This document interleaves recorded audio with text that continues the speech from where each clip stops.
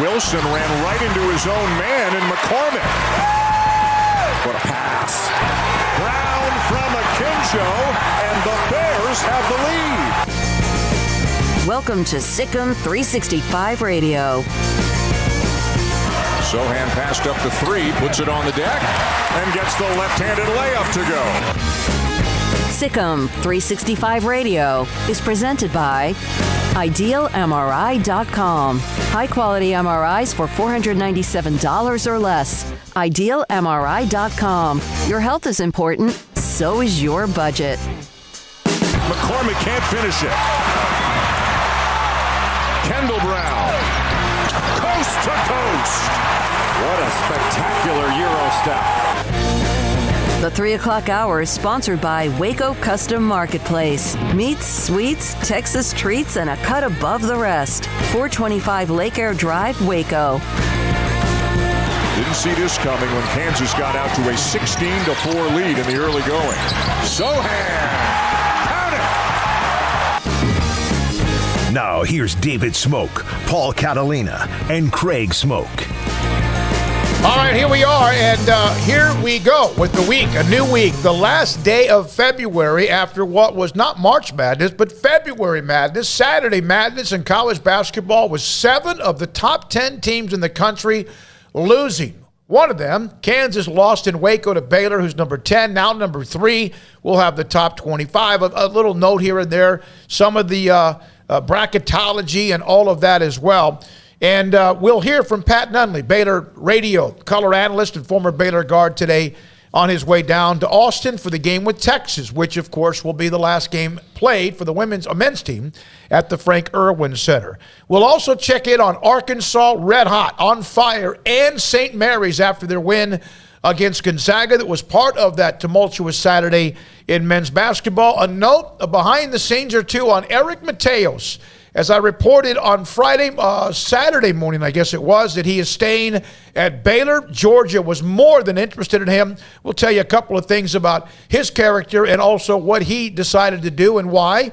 And that's coming up today on the show as well. Women try to win a championship tonight in Ames, Iowa. So much to get to. Paul Catalina to my left, Craig Smoak to my right. But it was a day that was one of the most remarkable days. And you hear that recency bias, that thing Saturday night, that Farrell Center was absolutely lit up. Yeah, it was a great game. I enjoyed it a great deal, much to my own personal detriment. But I did enjoy the game. I brought 2 Kansas fans into the game, and I believe that that's the rule. If you bring road fans in, they have to go away unhappy, and both of them did, with my girlfriend and her brother. But it was a great game. It was a great college basketball Saturday. Really interesting to see some really good top 10 mashups. All, most of them go the upset route. Very interesting. Baylor has developed over the last couple of weeks some real grit, which they didn't have to have before, because you don't really.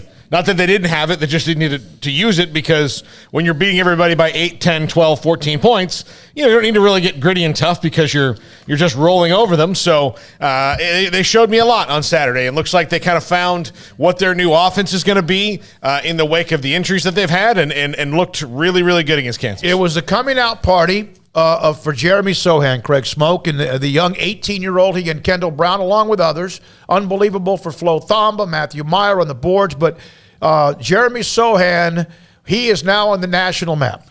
Yeah, I think for basketball diehards, he probably was already in terms of just, following him coming out as a recruit, and the fact that basketball players don't stick around in college as long. They kind of get on that radar a bit earlier. So I think, hardcore hoops heads probably knew Jeremy Sohan's talent level. And then, people who have followed the college game or follow Baylor closely know that Scott Drew was very high on the type of talent that he was bringing in. But, yeah, we've seen flashes, but on Saturday we got, the party. We got, the celebration and here we go. Here's Jeremy Sohan. And here's what he's capable of, and here's what he can do, and here's how he can impact things. And he certainly did. I mean, that was a team-wide effort, though, on Saturday. I mean, he was obviously sensational, but Flo Thamba was great, as you mentioned. Matthew Meyer made some plays, and the rest of the roster did as well. I thought the coaches did a great job, and, the fans get the MVP award. Sohan probably gets it on the team, but, in terms of the weekend and what I'm going to remember, I'll remember him. I'll remember, just the game itself, and most of all, I'll remember the atmosphere and just, the fact that they had game day, and then the long wait until the actual game itself with the women there in the middle. And, by Saturday night, it was a party in Waco. And then to get down like they did, fears of a repeat of the first meeting, and, oh, gosh, here we go. All this hype and pomp and circumstance, and then they're going to go and lay an egg, and, Kansas is just going to beat them up for the second time. And that wasn't the case. They fought back, valiant effort to fight back, and, having that crowd behind them, I think that made a big difference in them and be able to, push themselves over the top and grab that win. So, yeah, just a massive W for Scott Drew and company. I mean, it's not the end of the road by any means, but it was a win that they really could have used, and they could use it, and they got it, and congrats to them. It was a big-time W. Right now they're number 3 in the country. Kansas didn't drop, I think, one notch. Because of so many losses in the top 10, Gonzaga 1, Arizona 2. We could argue about that all you want. I'm going to have a note from Jerry Palm. His bracketology changed a little bit, waiting on Joe Lunardi. And then again, some of you don't listen to them and don't appreciate their information anyway, but that's fine because we're now about to hit March Madness, because tomorrow, March the 1st, as I'm walking out of the Farrell Center, in fact, Lee Buttercup on YouTube just put this up on 365 Sports. He said, someone said the good news for Baylor. Well, I'm going to complete what he said. I'm walking out of the arena. Bill Peterson, a part of the Baylor staff, I believe it was, said to me, he goes, the good news for Baylor is that Jeremy Sohan played like a grown man. The bad news is that he did that in front of 22 NBA scouts.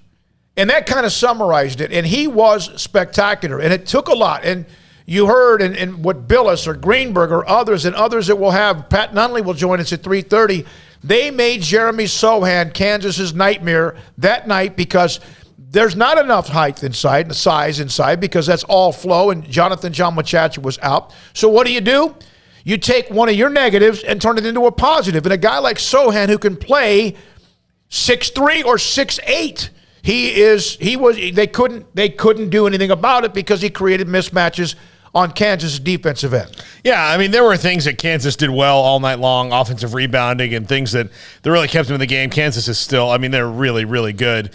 They did make shots at the end. Baylor's defense started to come back out again, and a lot of that was forcing them into bad shot selection, and then Baylor started getting the rolls for the first time. And last, 10 minutes of the game, Baylor made 12 baskets to Kansas's 2.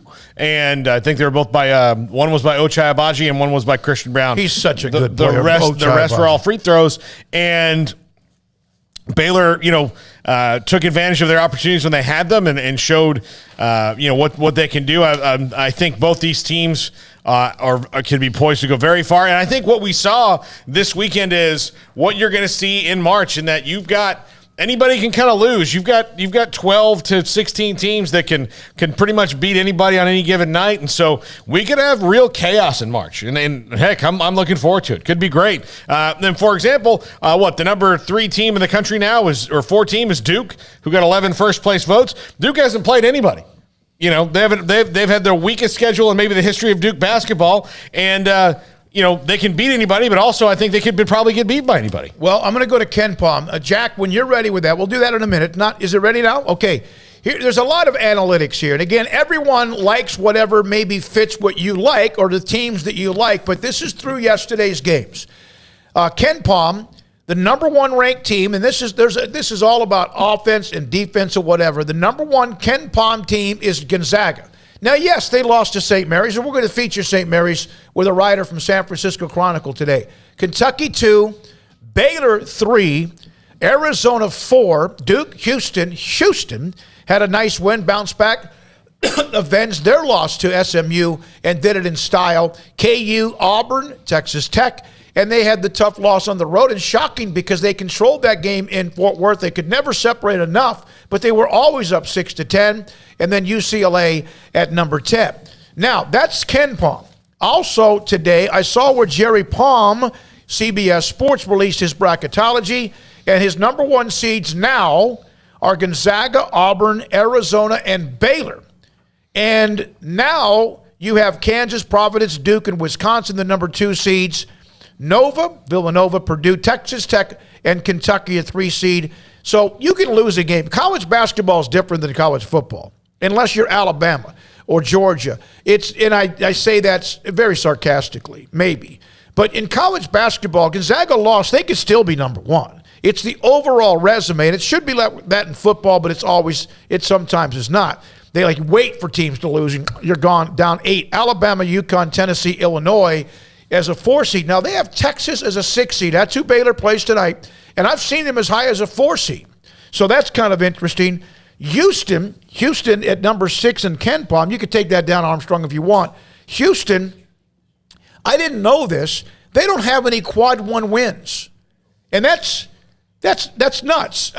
They did lose, remember, who's one of the teams that beat them? Alabama, I think, might have beaten them. Someone that has had some nice big wins, and one of them might have been against Houston.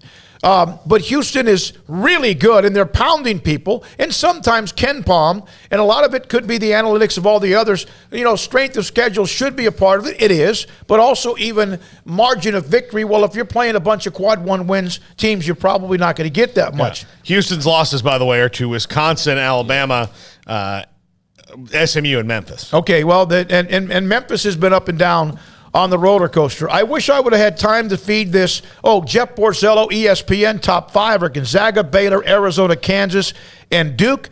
Here's something I want for Texas Tech fans, and I know you're disappointed because you've been on this run, and you lost, and TCU's a gritty team. I mean, they really are, and you had that game absolutely in hand. Baylor is right now the most quad 1 wins with 11. They're 4-3 against the top 12 quad 1 teams.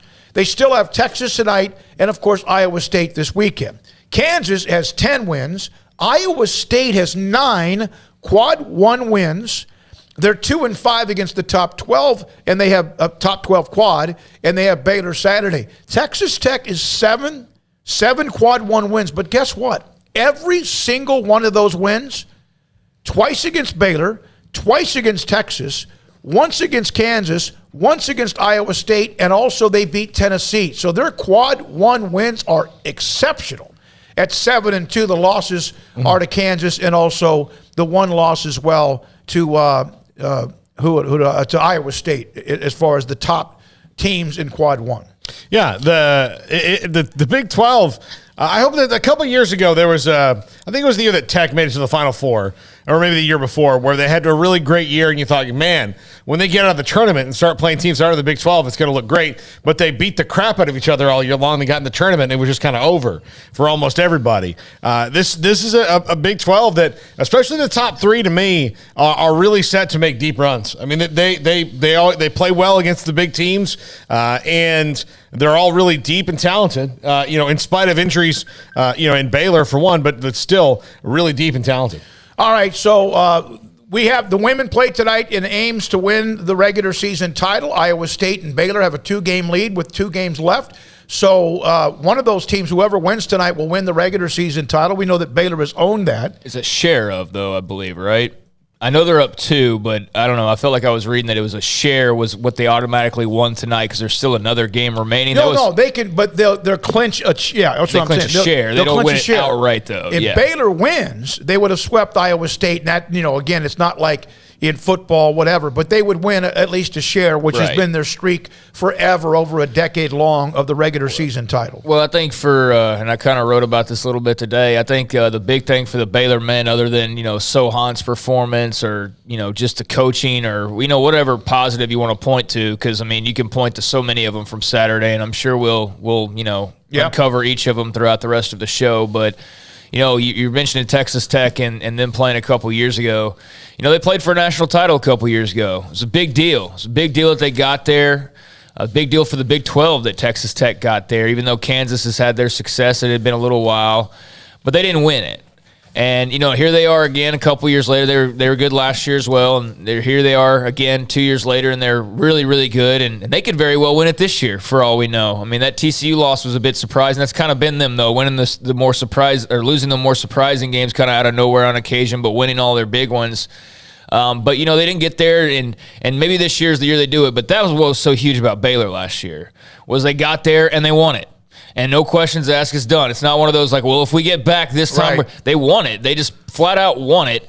And I think that's a massive deal. I think that's just the difference between becoming an elite program, and I think Texas Tech's knocking on that door. But, actually going out and winning that national championship and finishing the deal last year, I just think it gives you not only a totally different value in your basketball program, but it also gives this team a different mindset this year of, we're not last year's team, and we've been through a lot, but then you see a performance like Saturday night, and you go, they could do it again.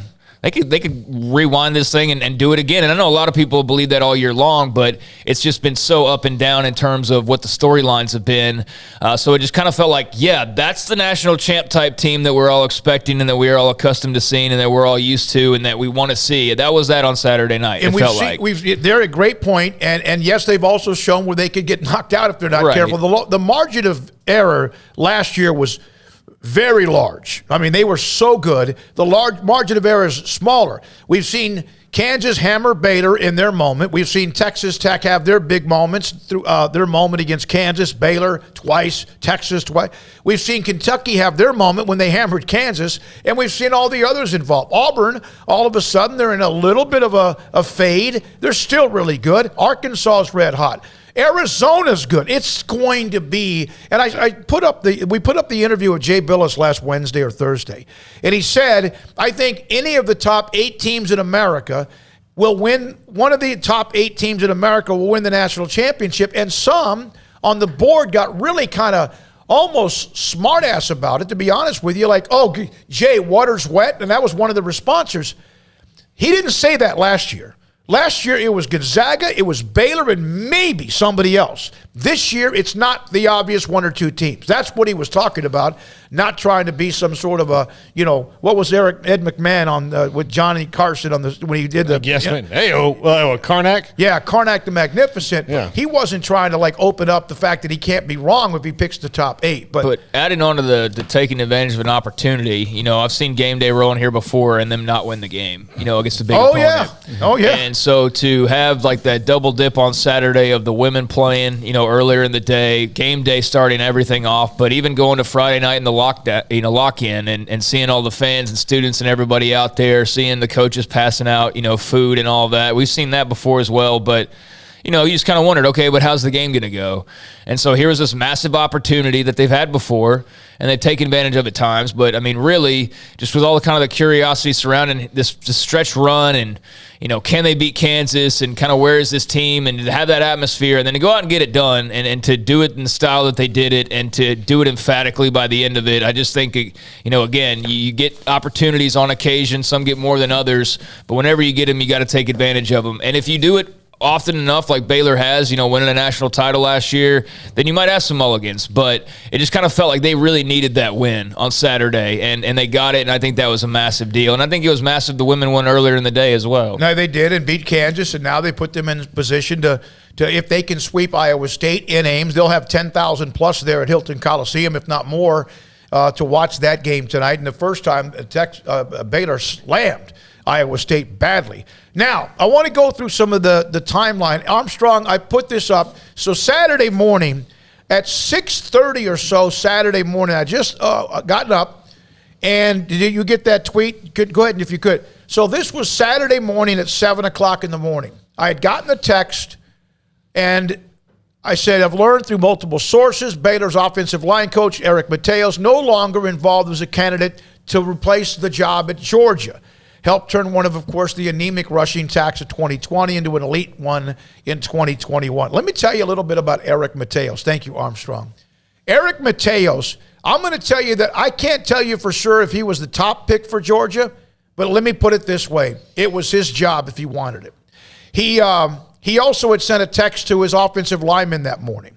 And I'm going to tell you this as well. When all that delay with Dave Aranda's contract, and because he really didn't care about the attention, there was also workings with others on staff. Some last year got a bump, and then some this year got a bump. Mateos, obviously, no question, got a bump. When Georgia was very serious about wanting Eric Mateos, Baylor, what I'm being told is Baylor went back to him and discussed some things about, okay, what else? He said it's not about the money. That's what I'm being told, not about the money. He could have gotten another 100,000, 150,000, 75,000. It was never about the money with him. Now, you hear that sometimes, and a lot of times, absolutely it is.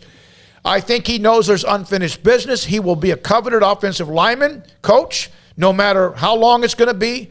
But that was pretty cool, and he'll have an opportunity to be a coordinator too, though. And that's what I mentioned last week. And I don't even know if that's what he wants, and that's something we could ask him next time we do talk. But the next time we talk to him, career goals. Like you would think that, given what he just did with the offensive line, he's still under 40 years old. I mean, so this is not someone who is at the I've got to climb to the biggest spots right now, or it could be too late kind of point in their life. And Baylor right now is a good opportunity to, run it back with the same, offensive line minus one guy, and continue to build that, build your resume.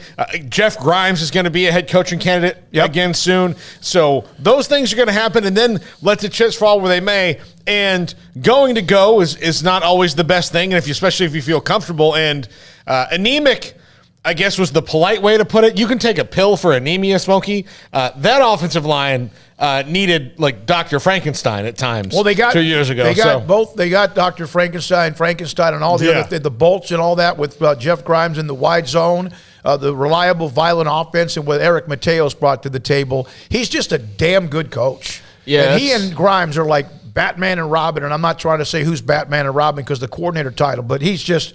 That's a huge win for Baylor because, as you said this Friday, so you get Aranda, that's been official for a few months, but finally released, and then you have all the others who are kind of, and you lose Chancey Stuckey, you replace him pretty quickly. You have Powledge go to Oregon, you replace him very quickly, and then all of a sudden, damn, here comes Mateos. He's staying. That's a big-time win for Dave Aranda, Mack Rhodes, the athletic department, in Baylor football.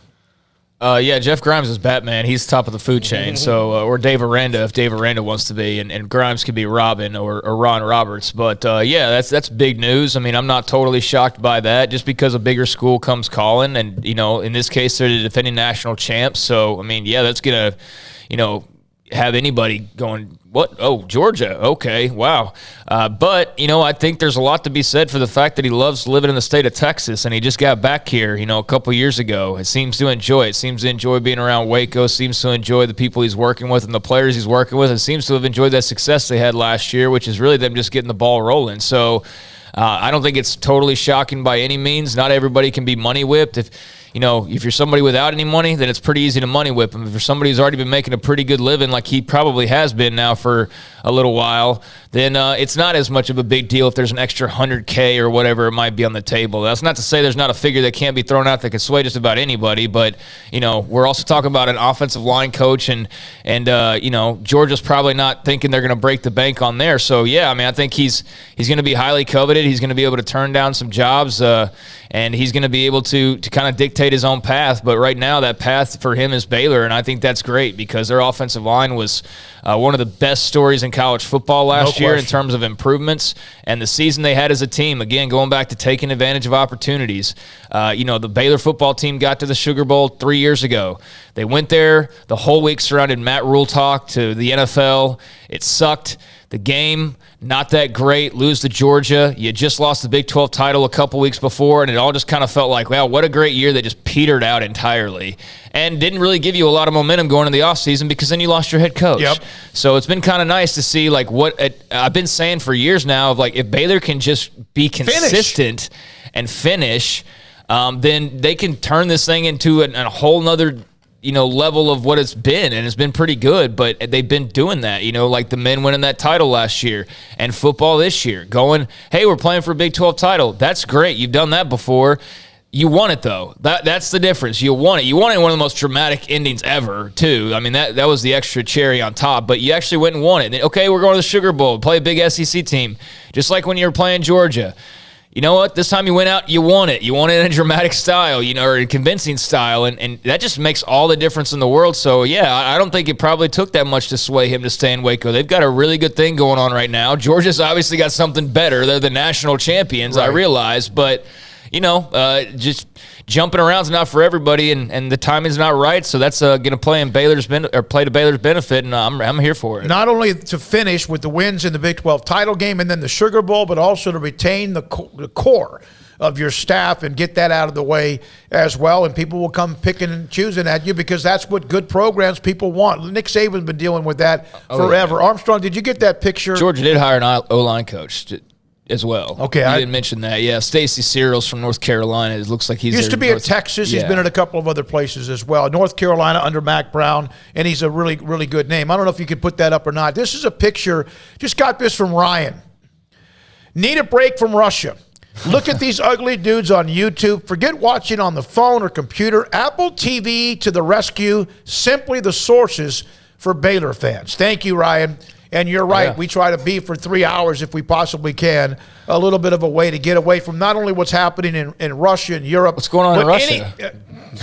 Anywhere. It could be a bad day. It could be something personal, financial. Could be work. Well, I can tell you that at one place in Russia, they're trying to hack this YouTube page. So. Oh yeah. Well, they've been doing that they did that pre-war. They've been doing that. Yeah. Hey. All right. So now, a lot of you who have been on the chat room, thank you very much. Jonathan White, I'm going to the Baylor, Texas tonight. Going to be a good atmosphere. One of the last games at Frank Irwin. T-Rex just got in on the text line, southbound to Austin to support the Bears, shutting the doors in the Frank Irwin, stopping in Waco to carpool with Fuentes. Chris, of course, he got a lot of TV time. T-Rexes do. And one other going to set Austin ablaze with green and gold. Also, how great it feels to know that women's basketball wins the Big 12 if they beat Iowa State, and the men do the same Saturday.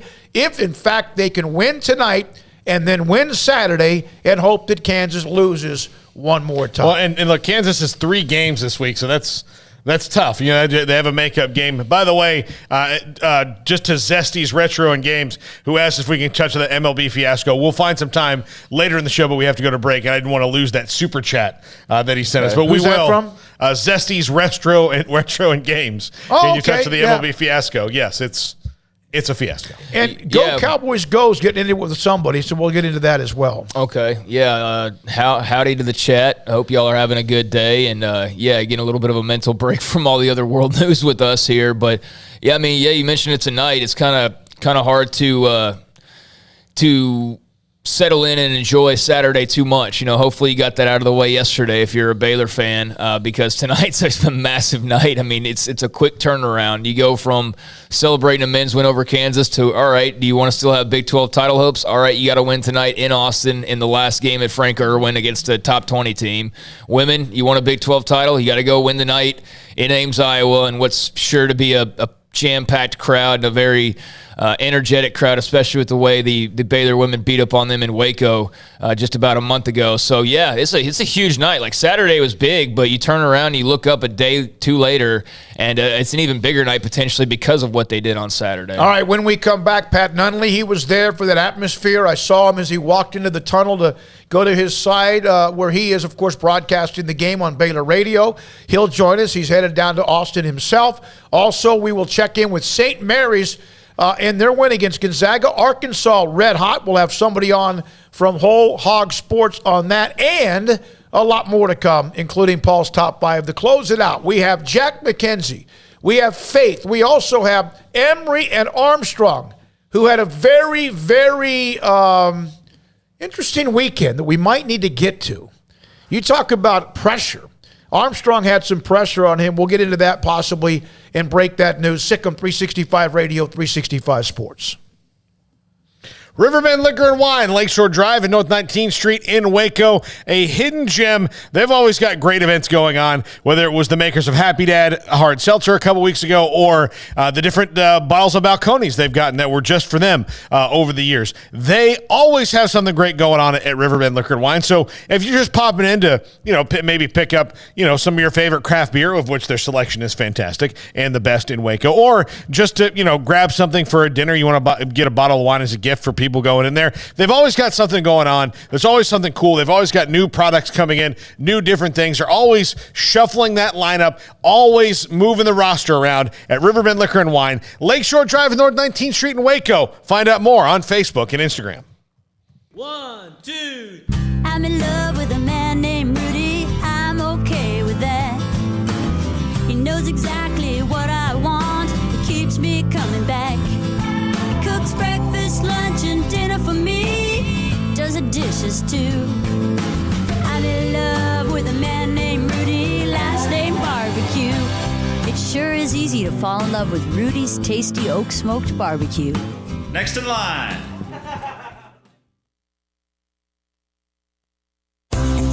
At Ideal MRI, we feel blessed to be a part of the Waco community. We're a small family business right here in Central Texas, and our goal is to bring down the cost of healthcare while maintaining high quality.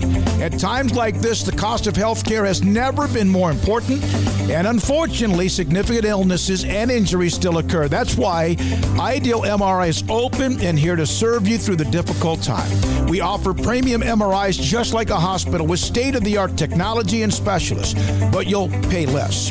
Sometimes thousands of dollars less, whether you're using insurance or not. At Ideal MRI, we accept most insurance and there are no hidden costs, even offering financing if that's needed. Everything included in the price, and you'll not get something as a surprise in the mail later on. If you need an MRI, ask your doctor about Ideal MRI. They'll know. You can schedule an appointment safely from home online in minutes at idealmri.com or give us a call, 833-IDEAL-MRI, idealmri.com.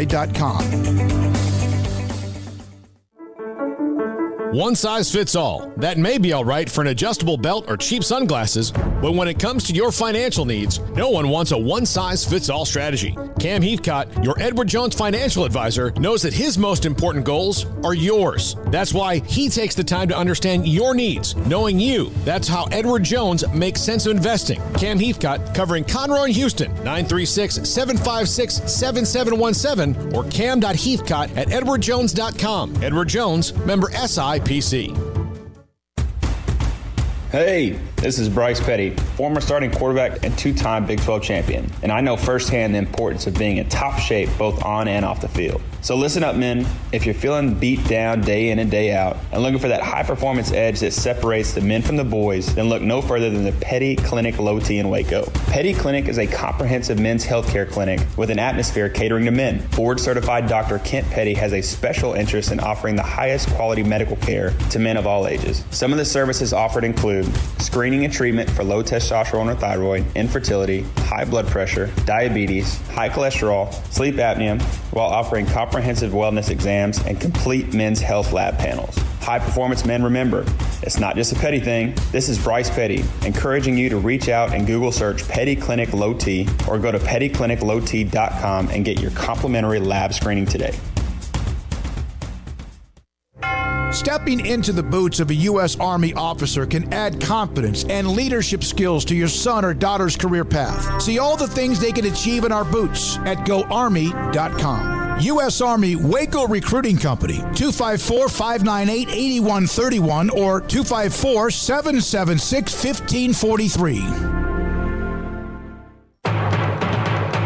Save big during the President's Day sales event at Allen Samuels. The new 2021 Jeep Grand Cherokee L has total values of $2,000. For all first responders, get an extra $500. Shop the new car inventory for power, performance, style, and reliability today from their huge new car and truck inventory only at Allen Samuels in Waco. Now's the time to drive the amazing Jeep Grand Cherokee L you want. Come by. Let's be friends. See dealer for details. All offers have credit requirements. Welcome back to Sikkim 365 Radio. Have you subscribed to our YouTube channel? Search 365 Sports on YouTube.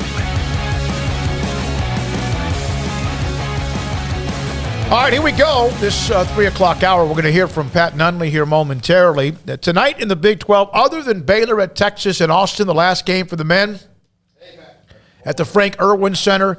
Also, Kansas State plays at Texas Tech in Lubbock, as, of course, the Big 12 right now with numerous teams near all the high analytics, as we still have a week to go in the Big 12, and then Kansas City. And then after that, of course, everybody spreads out throughout the country. Pat Nunley on his way, broadcast the game tonight, the Frank Irwin Center, last time at the Drum, as they called it for a long, long time.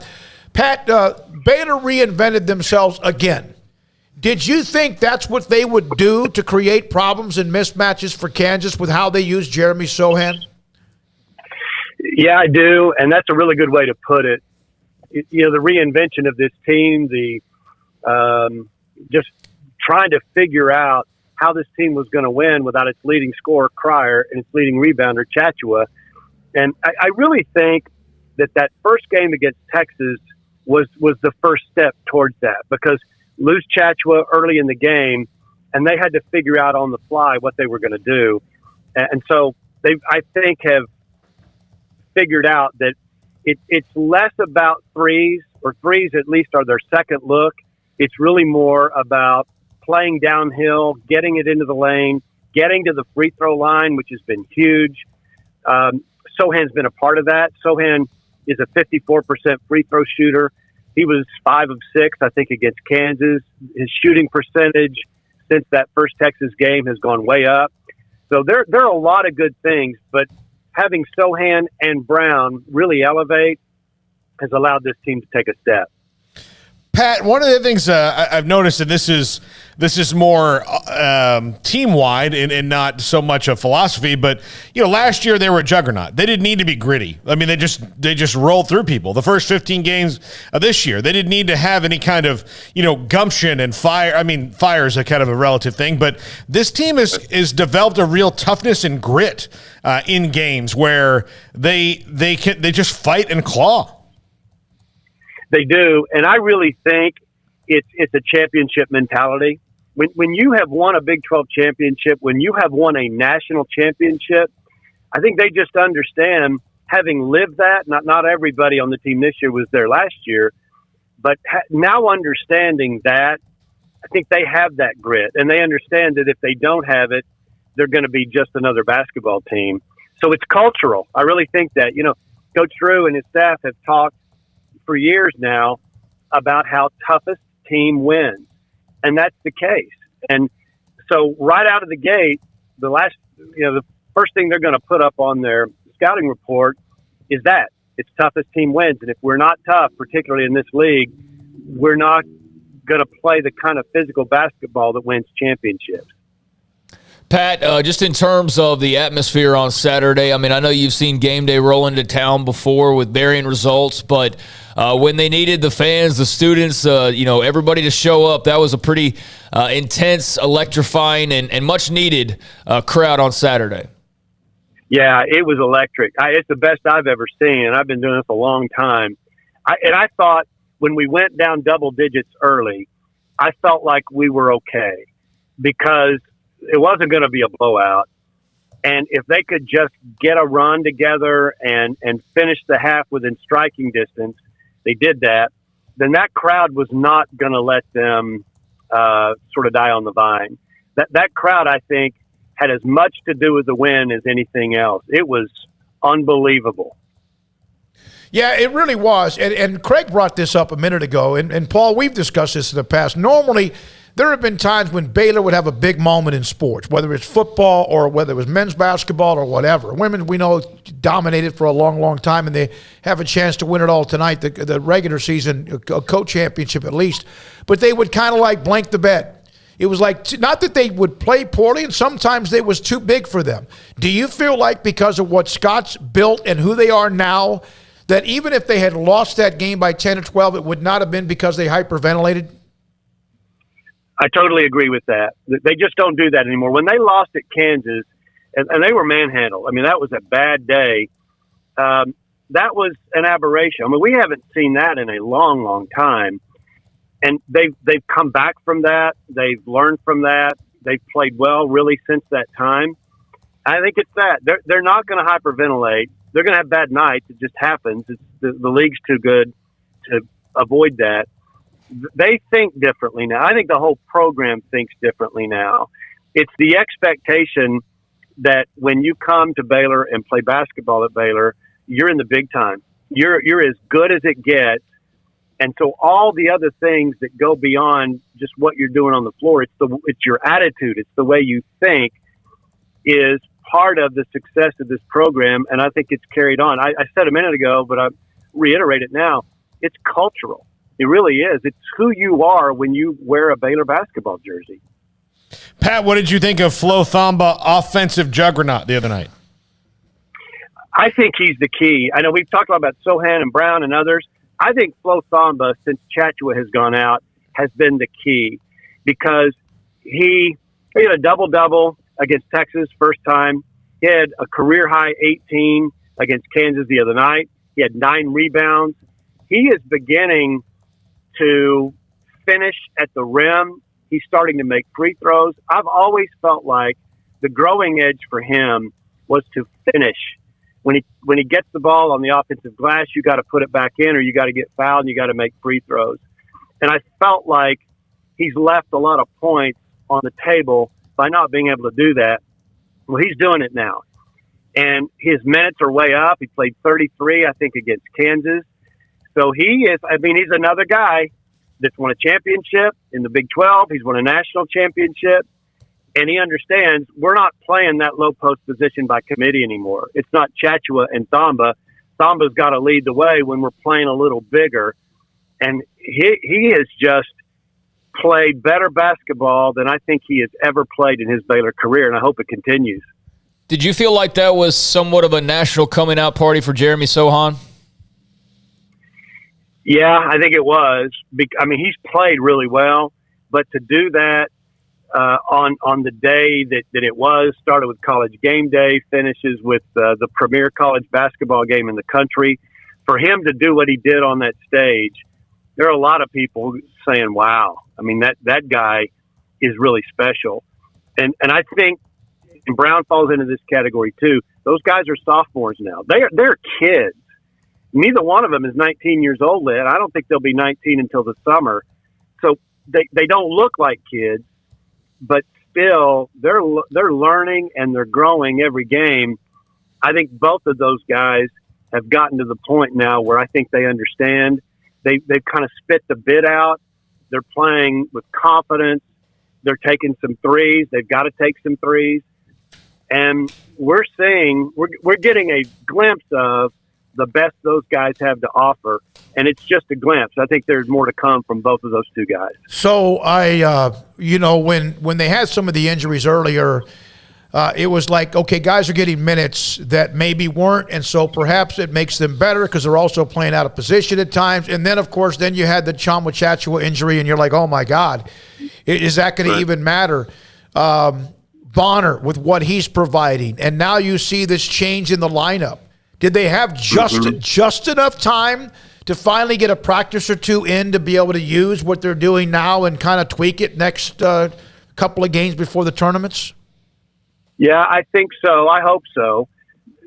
You can't just when Chachua went down and with Cryer out, it does change the composition of the team. And you've got Sohan playing the 5 a lot when they go smaller, and he's been really effective at that. But that's a bit of a shift for him. But when he plays there, he is a matchup nightmare. And so it's been nice, but you can't I don't think, just flip a switch and have Sohan understand how his role changes some and what he now has to do with the thinning out of the roster.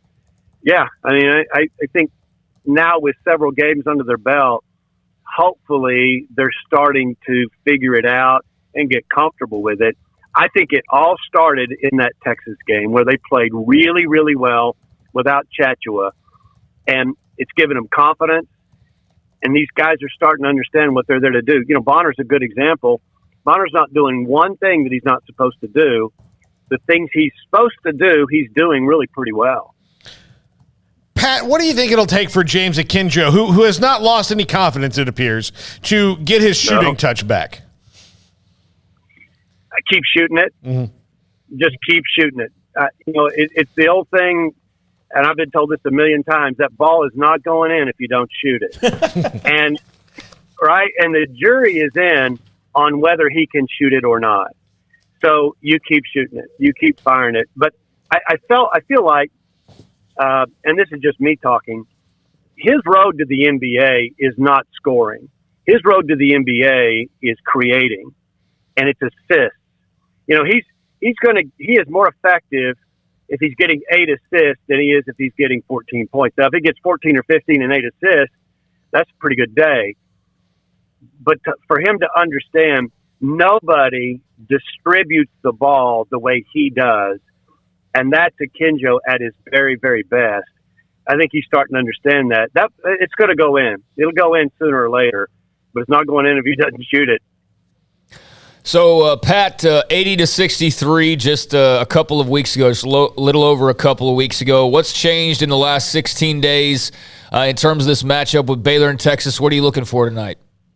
It's a good question. I think what's changed is the atmosphere and the venue. This is the last game that they will play in the Irwin Center. I was there for the first season of the Irwin Center as a player, and now I'll be there tonight to see them shut it down. So we're going full circle. But it is senior night. They're playing for an NCAA tournament berth. I think they're there now, but they want to get better and better. And now that we come in as the national champs, there's nothing like a win over the defending national champions. So I think it's all of that. I think they're going to play better. Their crowd's going to be crazy, which is a little unusual for Texas. It just is. They don't typically have a hostile crowd. I think they'll be hostile tonight. There'll be a bunch of them there. I think we're up for it. I really do. I think we're playing well. There's no stage. You mentioned earlier, they're not going to hyperventilate. That will not happen. I think they're at a point now where they found a bit of a groove. This is a tough place to play, and they are hungry for us. I promise you. But it's going to be good. It's going to be a lot of fun. Yeah, Baylor's had them owned them quite a bit now after it was just awful early on, even during Scott's years, as you know. Pat, thank you, man. Be careful. Have a great broadcast. We appreciate your time. Yes, sir. Pat Nunley. Thank you, guys. All right. You too. Broadcast analyst for Baylor men's basketball radio with us on Sikkim 365 Radio. And Texas, by the way, had to start learning how to play without one of their best players in Trey Mitchell, who just basically disappeared and had some personal reasons, and his father tweeted out about Chris Beard. Well, you know what they did? They kind of came together. And that was, I saw someone mention that it was a program-defining win at West Virginia. They're 15-14 West Virginia, but it was on the road without Trey Mitchell. Timmy Allen was huge in that game, and I don't think that's really what the person meant. It was just the fact that they were able to win a game on the road in the Big 12 despite a little bit of drama inside the program. When we come back, Arkansas, how about them? They are absolutely on fire. And we'll discuss that with Scotty Bordelon from WholeHogSports.com next on Sikkim 365 Radio, 365 Sports. If you have a special event, if you have a banquet, a gala, if you have a wedding or a rehearsal dinner, if you have a meeting that has more than just a handful of people and you need space and you need a lot of options, audio, visual, caterer where you can bring your own caterer to it. It depends on how long it is at night, lunch, or whatever it might be. City of Woodway can help you out with their Carling Bright Arboretum and the Pavilion. I don't know if you've ever been there before. It is absolutely gorgeous. They have trails and landscaping. It's gorgeous, set back in the back with a bunch of trees, and it really is pretty. And it's in Woodway. And you can go to discoverwoodway.com for more information about how much it costs, and they can seat up to 360 people. Again, audio, visual equipment, all the bells and whistles you need, they have it. You want to bring in your own caterer? You can do that. 360 people for whatever it might be. It could be a fundraiser. They'll do that for you as well and help make sure that event is something that you'll remember along with your guests and customers for the longest of times. It's discoverwoodway.com. This is your 54th District Judge, Susan Kelly. Appointed to the court by Governor Greg Abbott, I've worked hard to manage and move the docket, even during COVID. Board certified in criminal law by the Texas Board of Legal Specialization and past president of the Waco Bar Association, you can be sure I apply the rule of law and deliver justice for all. Early voting starts February 14th, so be my Valentine and vote for justice. Keep Judge Kelly. Political ad paid for by Susan Kelly from McLennan County Judge Campaign. Three Nations Brewing Company has 16 different beers on draft with a new beer every Friday. It also offers 2 air-conditioned tap rooms, a large indoor beer hall, a second-floor mezzanine offering a great overview of the brewing company and equipment and patio where you can relax under the shade. Plus, you can now experience the new Three Nations Beer Garden Grill on our shaded patio with socially distanced seating for your enjoyment. Grab a cold beer and enjoy a bite from our freshly prepared and delicious menu. Street tacos, quesadillas, freshly cooked burgers and dogs and veggie burgers too. State Fair tornado fries, nachos, and so much more, all prepared and cooked on site. So come visit the award-winning Three Nations Brewing Company on East Vandergrift off I-35 in Carrollton. From the first workout to the last practice, sports is an incredible and rewarding challenge. Hi, this is Dan Ingham with the First National Bank of Central Texas, and we're proud to support each athlete, every parent, and our educators. From families, small businesses, to the biggest industry, we're here to help. With remarkable products like our free First mobile app, we've got banking ideas that fuel big dreams. That's the First National Bank of Central Texas. Familiar faces making local decisions. Member FDIC, Equal Housing Lender. Payments for qualified buyers at 2.9% with $5,000 down cash or trade. TTN Electric, see dealer for details. The New Year, New Ride sales event continues at Richard Carr. Find pre-owned deals like a 2015 GMC Acadia or a 2016 Honda Accord for $227 a month. Or get a 2019 Ram Tradesman truck for $333 a month. Our vehicles go through a 172-point inspection. Get top dollar for your trade, and 100% approval is always the goal. Find your next car or truck today at Richard Carr. At Richard Carr, we give you more.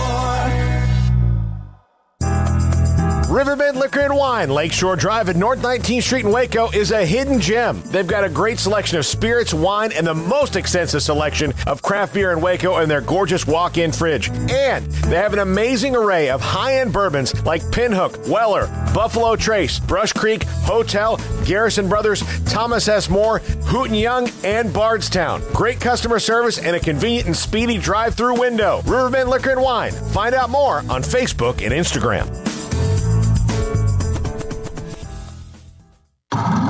It's plain and simple. Waco Custom Marketplace is the one-stop shop for what you need for tailgating, from charcoal, cold beer, and wine. And, of course, customize your order with brisket, tri-tip, sausage, wings, smoked pork tenderloin, country-style or pork spare ribs, marinated beef and chicken fajita meat, ground beef and chili, meat, hot dogs, and burgers, buns, seasoning, sauces, chips.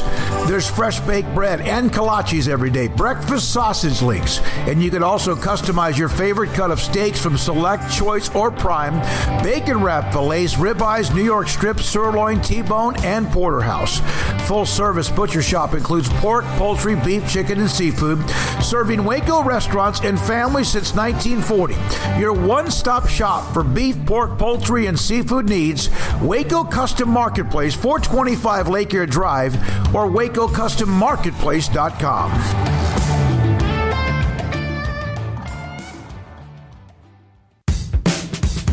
Welcome back to Sikkim 365 Radio.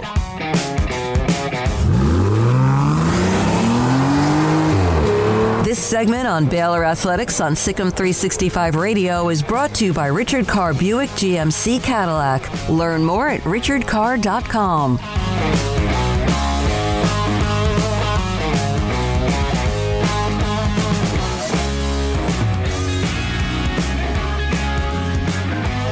We have discussed quite a bit about the teams and where they are, bracketology, the top 25, and who's hot, who's not, and, of course, a lot of discussion about the Big 12. But, my goodness, Arkansas has turned on the Jets, the after Jets, honestly, with what they're doing, and they won. And it's a huge win. And they're rolling. And we're now joined by Scotty Bordelon. He covers Arkansas for WholeHogSports.com. What are they doing differently? What's going on, Scotty, that they're playing? Because they really didn't have a lot of quality wins there for a long, long time and had some losses like everybody, but they seem to be playing at a very extremely high level. Yeah, I think it's a couple of different things. I mean, J.D. Note and Jalen Williams, I think they've really taken their games to kind of a new level. And I've been a big fan of J.D. Note's game for, basically the whole time that he's been here. I think early in his career, especially last year, he was a guy that came off the bench. He won Sixth Man of the Year in the SEC. But he could be, a little bit ball dominant. And, he's a guy, again, coming off the bench, but he was one of one of the guys that, was going to be one of your higher usage rate players. The shot percentage probably led the team last year. This year, he's been asked to shoulder a lot of the load offensively, just scoring the ball and just trying to set teammates up. And I mean, he averaged 26 points a game last week against Florida and Kentucky. Pretty remarkable. Against top 10 teams, this month, Auburn and Kentucky averaged 29 points, I think 5.5 assists. So he's playing at an unreal level. Jalen Williams is he's kind of a walking double-double now. And one of the more interesting things that came out of Saturday's post game was we found out Jalen Williams was sick at halftime. That game he was throwing up in the locker room. He came back out in the second half, and then one stretch when Arkansas really needed some points, he scored 10 straight. And I think another underrated thing this team's doing defensively is they're so much better defending the three. In November they gave up 17 threes to Northern Iowa. And in the second half alone in February, Arkansas gave up 16 threes total. So this team's really defending the perimeter at a high level too. Is this one of the best or the most impressive weeks you can think of when you've got 3 games in 7 days? You've got Tennessee and Kentucky bookending that and the wins that they had, especially, Kentucky coming in playing like they had been, really, really impressive. Yeah, it's probably the most impressive stretch, I would say, of this season, no question. I think Arkansas last year had a stretch where they played 3 home games against Florida, Alabama, and LSU. Those were big games for Arkansas because they were trying to, get back on the scene nationally. They won all those games. But you're right, like this 3-game stretch they just came off of. Like, I didn't know how Arkansas was going to respond, honestly, after a really, really physical, grinded out type game against Tennessee. I mean, they've got to be one of the more physical teams in the country. Their front line, I mean, they roll out guys, chiseled out of stone. But they came back and then they won at Florida for the first time since 1995. And I think this Arkansas team's just so tough that, I give them, a decent chance to win just about anywhere on the road. Just they're so mentally and physically tough. And then to play a Kentucky team that, is pretty close to full strength. I don't know that Severe Wheeler and Ty Washington were, 100%, but, they got Kentucky's best shot. Kentucky got a monster game from Oscar Tshiebwe. I mean, I've never seen anybody like him come through Bud Walton Arena. But they kind of handle their business and starts on the defensive end and everything on the offensive end flows through J.D. Note and David Williams. Yeah. Sorry about that. Expand on your Oscar Tshiebwe thoughts and best player to roll through Walton Arena. That's saying something right there. Yeah.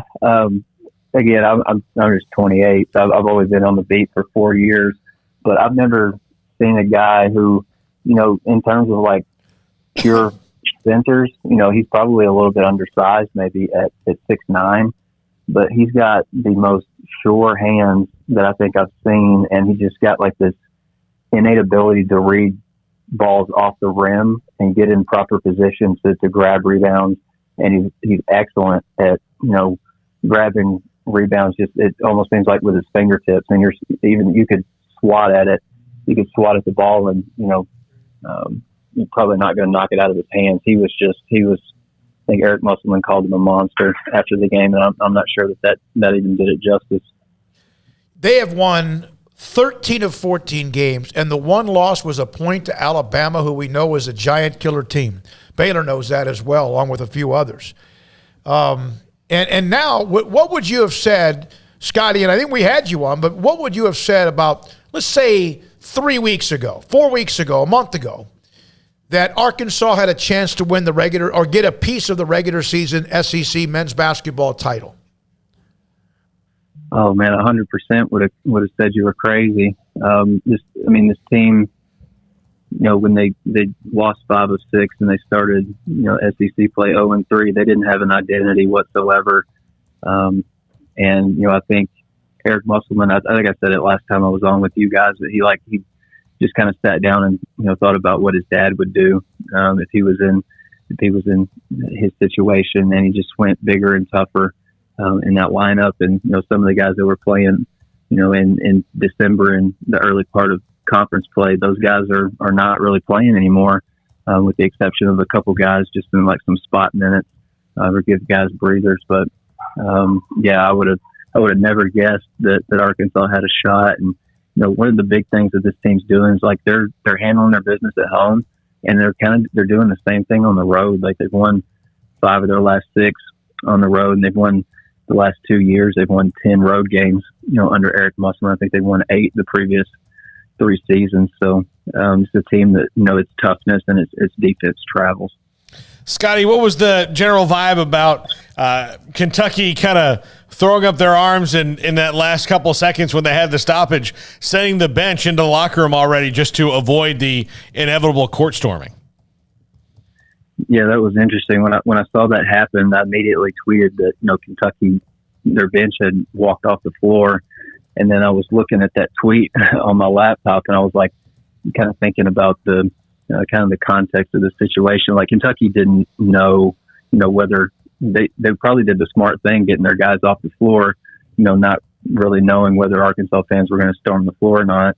The thing was, Hunter Yurachek, the AD, on Friday, he kind of sent a message out to fans that, if Arkansas beats Kentucky, that the players and the coaching staff are going to come to the fans instead of the fans coming onto the floor, because he didn't want to write another $250,000 check for fans storming the floor. So it kind of made sense to me.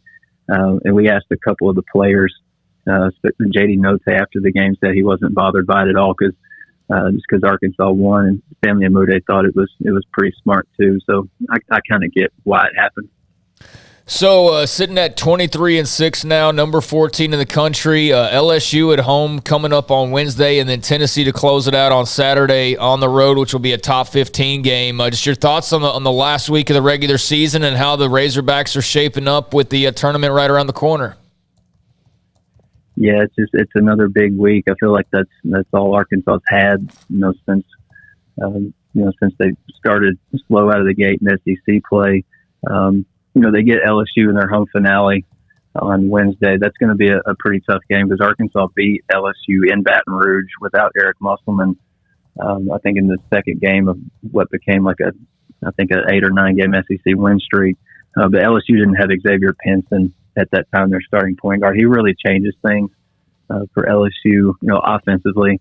LSU, they're legit on defense. Like they're really tough and scrappy, and they'll pick your pocket in a second. The thing is, I think they miss Pinson most offensively, because I think in conference play, I think they're 12th in offensive efficiency. So they've struggled there without him. It's still going to be a pretty tough game. I just think, if Arkansas handles its business Wednesday, the scene that's going to happen at Tennessee is going to be pretty crazy on Saturday. It'll be 2 top 15 teams. Tennessee hasn't lost a game at home this year. Like Arizona, Kentucky, and Auburn didn't win at Tennessee this year, so that's going to be a big showdown. I just give Arkansas a shot, man, just because they're tough. They finally kind of know who they are, so I think that gives them a chance against just about every team out there. One thing they do need to work on is the analytics, right? Where they are with the net ratings or Ken Palm or places like that. It's still, despite what they've done in the last 14 games or so, they still kind of lack some of the quality wins. They just got one, obviously, with Tennessee, and they got one again with Kentucky, and they have others. Hell, they beat Auburn. But it still seems like they're playing catch-up with that. Yeah, I think you're right. I don't think the net has been, as kind to Arkansas, as a lot of the fans believe it should be, just given the run that they're on. I look at KenPom regularly, and I think Arkansas is right there in the 19 to 20 range. And the KenPom ratings are based on like efficiency margin, and Eric Busselman will tell you that Arkansas is not the most aesthetically pleasing offensive team all the time, and so that right there will bring your offensive efficiency figure down. But they're at number 19 with a I don't know, you could probably say an ugly offense at times, just because they've been really, really terrific defensively over the last 6 or 7 weeks. They really have. It's a tremendous run. Thanks for your time, Scotty. We appreciate your knowledge on Arkansas and also what they did over the weekend. That was a great game with Kentucky. On Saturday, you had that one. You had the Florida State game against who were they playing? Who? Virginia, and I know that wasn't a top 5 or 10, but the turn and make it. You had Texas up by winning by 1 at West Virginia last seconds. I know I'm missing a game or two. You had TCU and Texas Tech, and there's another one that's then Gonzaga St. Mary's. It was nuts, and some of them were down, bang bang to the very end of the game. At the beginning, like just one game after another, all the way to the late game with Gonzaga and St. Mary's. And we'll feature St. Mary's, by the way, in an hour. Smalls, you just said thanks for the Arkansas coverage. They earned it. That's what I like to say about that. Yeah, by the way, listen, FSU and Virginia wasn't, top 5, but it was definitely top 75 teams of the country. Of the basketball teams there are. Those two teams are the top 75. I got to call you out on this. How did you find out about it? You told me. I was already I was sitting in the car waiting to come into the arena, but I stopped watching FSU when their top 4 players all got out of the season because I couldn't stand watch it. I can't watch them lose. And there was optimism for this year. So you're telling me I did not need to watch Nebraska for the last 15 years? It was one of those things where, and I watched them. I got excited one game and I turned them on and they were down 50 to North Carolina, and that's not even. They've been hammered. So. They've been hammered with the injuries. Hamilton's a hell of a coach. I liked him. He's been there forever. Yeah. Was it Oklahoma State right before that? He was actually with the Wizards right before that. That's right. With Michael Jordan fired him. But Leonard Hamilton's great. I see he's great. He's good. He's very good. He's been good for the basketball program, but I didn't know. I was like, oh wow, neat. Glad something good happened. We have an open. Let's open the lines up. 406. We went a little bit long in that segment just because we're waiting on a couple of things. But let's open the phone lines up at 4:30. Michelle Voepel.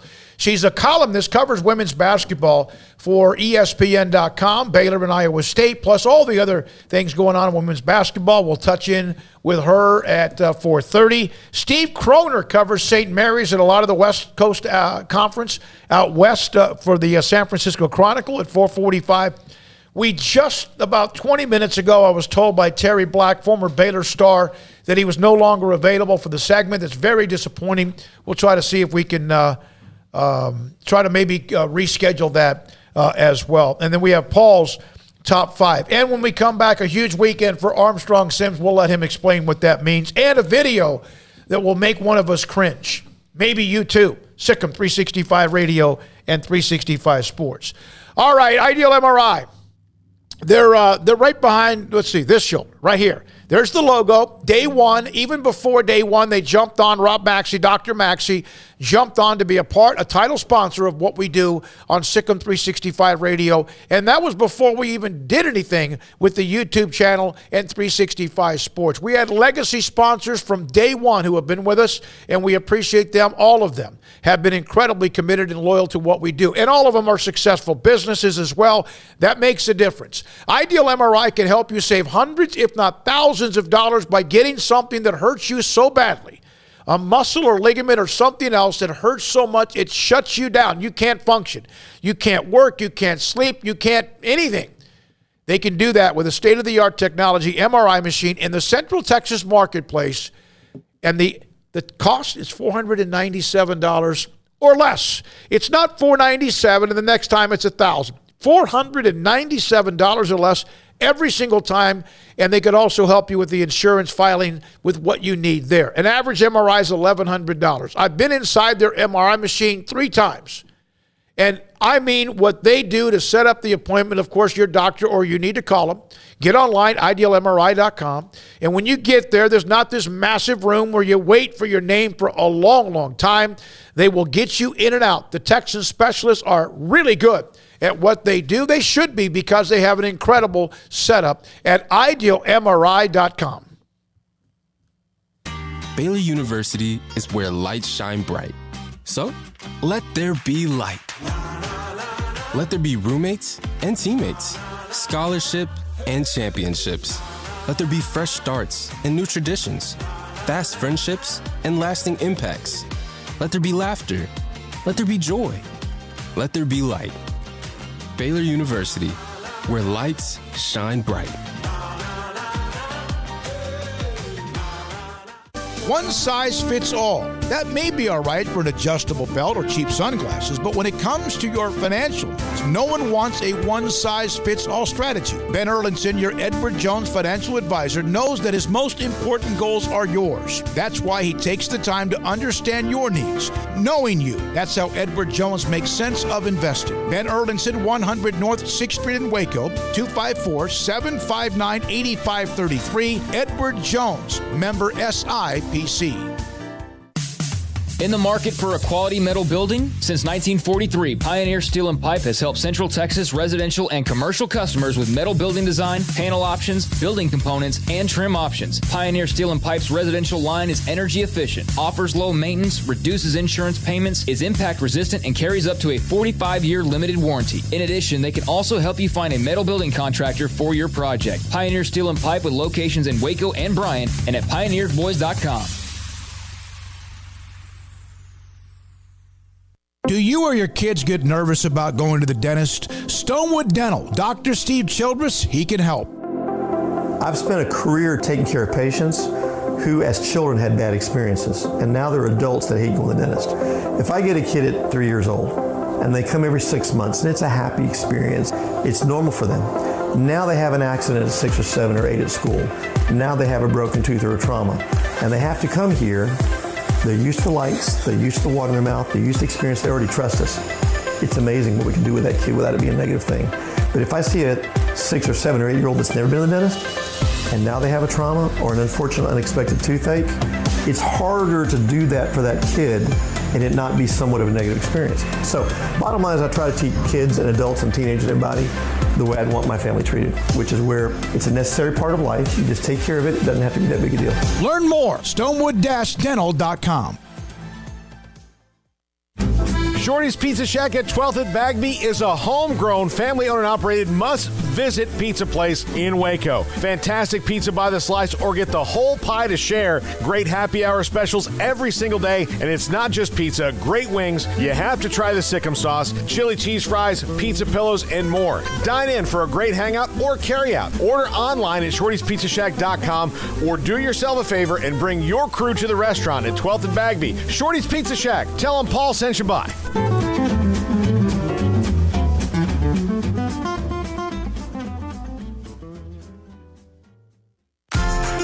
Automatic Chef Canteen is a full-service micro-market vending and office coffee provider with state-of-the-art vending equipment, a wide variety of products, and offering custom-fitted micro-market vending office coffee solutions for your employee break room.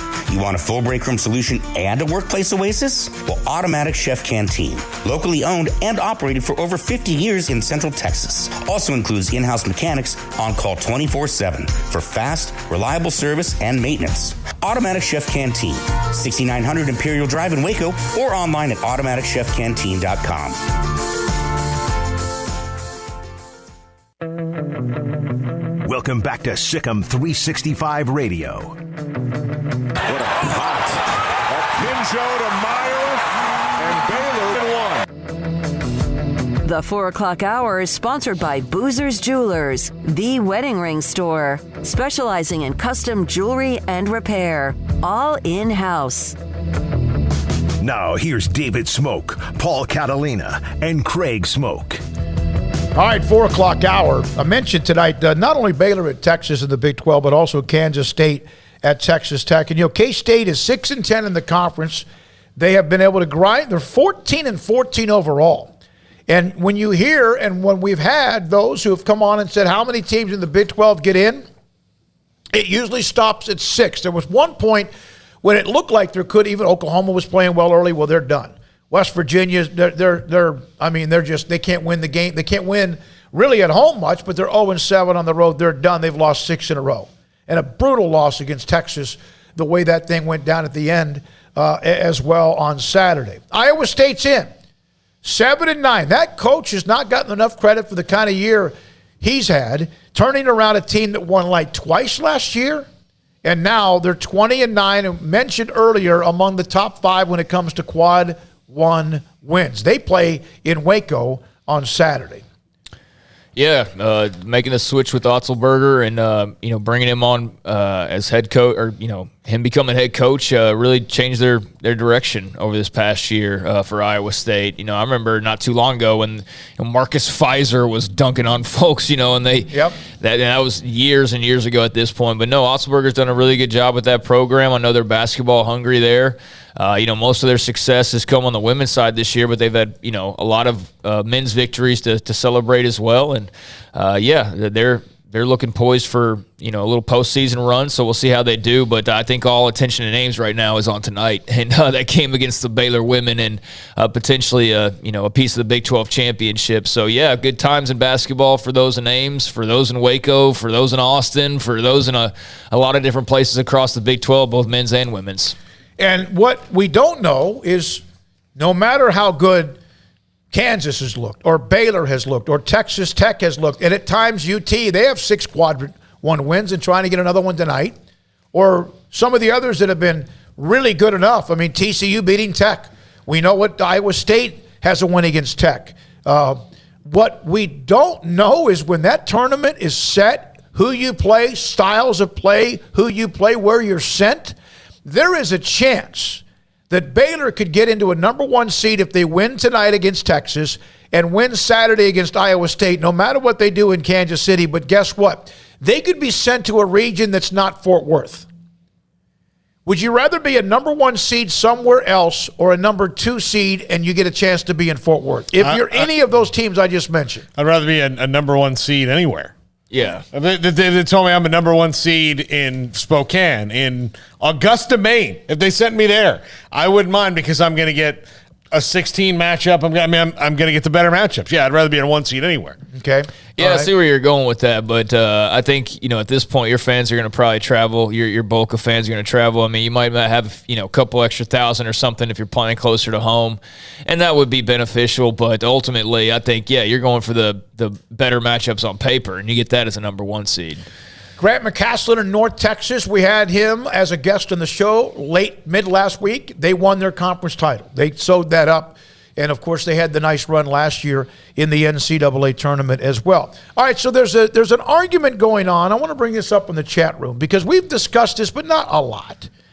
If, in fact, you are having the kind of success that Baylor's having, football team, won Big 12 titles in 13 and 14, played for 1 in 19, won it all in 21, won the Sugar Bowl, have had a Heisman Trophy winner, and except for 1 in 11 and 2 in 7, which was awful, they've had a winning season every year since 2010. By the way, that reminds me, there was a post I saw the other day that had like the top winning percentages in college football over the last, I want to say it was 5 years. And Baylor wasn't in the top 20 because I think they only listed the top 20. But I went and did the math. And, you've got to take out like 2 and 7 and 1 and 11. So you can't really do that. They had those seasons. But if you do take those seasons out and 1 and 11 with Matt Rule, they should have been better than that. They absolutely should have been better. 2 and 7, they should have been better than that. Yep. But those are kind of the outlier seasons over the last few years, and those really drag that number down. If they even go 500 in those couple years, they're right there squarely in the top 20 in terms of winning percentage in the last 5 years. Squarely in the top 15 maybe even in terms of winning percentage.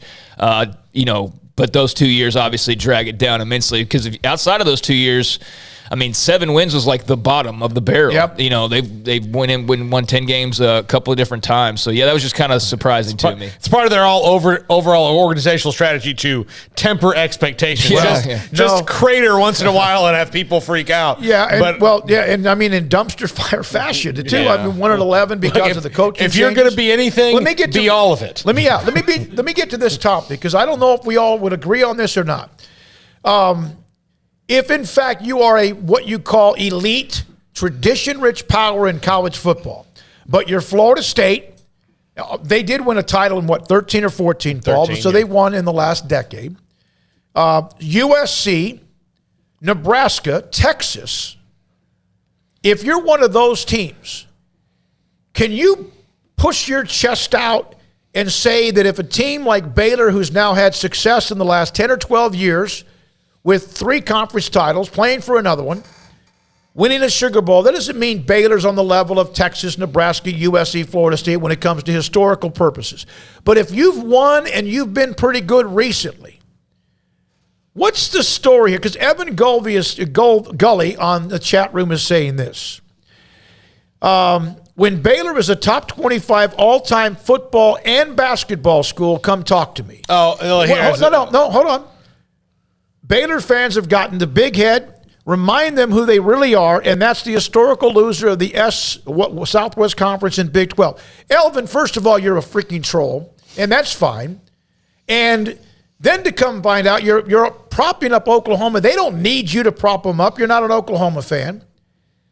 What is it when you commit a crime and you have a certain amount of time before statute of limitations? What are the statute of limitations of pushing out your chest when someone new like Clemson, who did win a national title in 1981? So let's get to this. You're an FSU fan. I'm a Nebraska fan. Craig's an Oklahoma guy. We cover the hell out of everything else. I don't talk a lot about the Huskers. In fact, I make fun of them most of the time because they become a dumpster fire and irrelevant, even with their rich tradition. I'm a Dallas Cowboys fan. There you go. Okay, the Cowboys last won a Super Bowl. The calendar year was 96, but it was the 95 season. Of our youths in this room, of which there are 4, how many of you Did you were... say youths? Youths. Okay. Youths in this room, the Utes, to quote my cousin Vinny. Of the 4 of you, how many of you remember vividly the year 1996? Exactly. They weren't alive. That sucks. The 90s were awesome. Yeah, I know, it was. The 90s were great. Sweet, dude. But I cannot go around bragging about something that happened to people before they were alive. Just like I find it hard to tell people, like, oh, you haven't seen a movie with Humphrey Bogart? You got to do that. Like, yeah, he's great, but I mean, like, you know, what do they know? You know, it's kind of silly. Craig? I mean, I don't care about bogging us down over some troll in the chat room. I mean, honestly, like, I don't know who the cat roots for.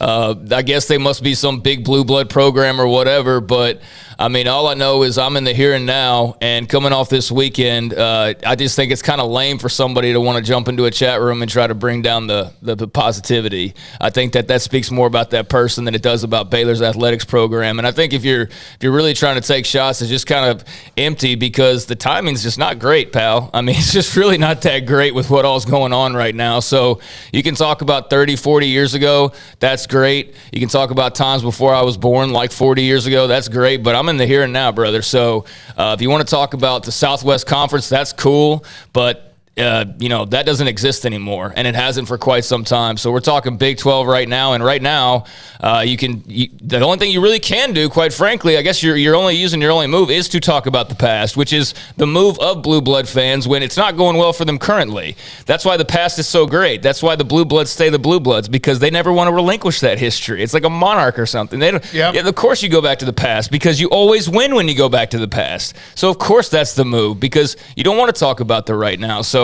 that's a silly conversation to try and drag down what's obviously a very successful program at the moment, and anybody saying otherwise. I mean, look, people were saying that same line like 7-8 years ago about they need to know who they are, they need to check themselves. That's 7-8 years ago people were having that conversation. So fast forward 7 or 8 years later, couple championships in both basketball programs total, couple Big 12 title, whatever. I mean, look, they're still doing it. So as much as you want to talk about the past and all that, the present's very good. Number 5 in women's basketball right now. The newest polls came out, number 5. Got to start somewhere, too. Number 3 in men's basketball. Mm-hmm. And they also finished number 5 in men's basketball. If you are a team like a Baylor that has had a very erratic and not a great past when it comes to winning championships, what are you supposed to do?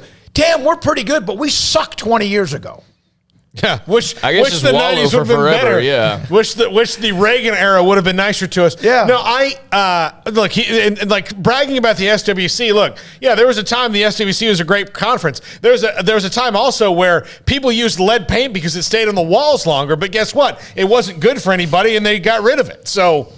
It's time we didn't wear seatbelts. Yeah. We decided, a little change needs to be made. But yeah, I mean, I think somebody's just probably trying to, bring down the mood or whatever, and that's fine. Some people want to, do that to others. I don't really understand it. But yeah, I mean, you talk history all you want to, but they're making history right now, and that history is building on top of each other, and this last couple of years has been a tremendous run. So yeah, I don't really care what happened in 1980 because 2020, 2021, and now 2022 is shaping up to be pretty sweet. There used to be a typewriter, there used to be an 8-track tape, right? And there used to be only an AM radio in most cars and trucks. Guess what? Things change. When we come back, Michelle Voepel, one of the elite women's basketball analysts, columnists, and writers, Baylor and Iowa State trying to who takes the lead in the Big 12 women's basketball standings tonight in Ames, and also her thoughts on the women's basketball. Is it now more open than ever, although South Carolina is a very solid number 1 team in the country?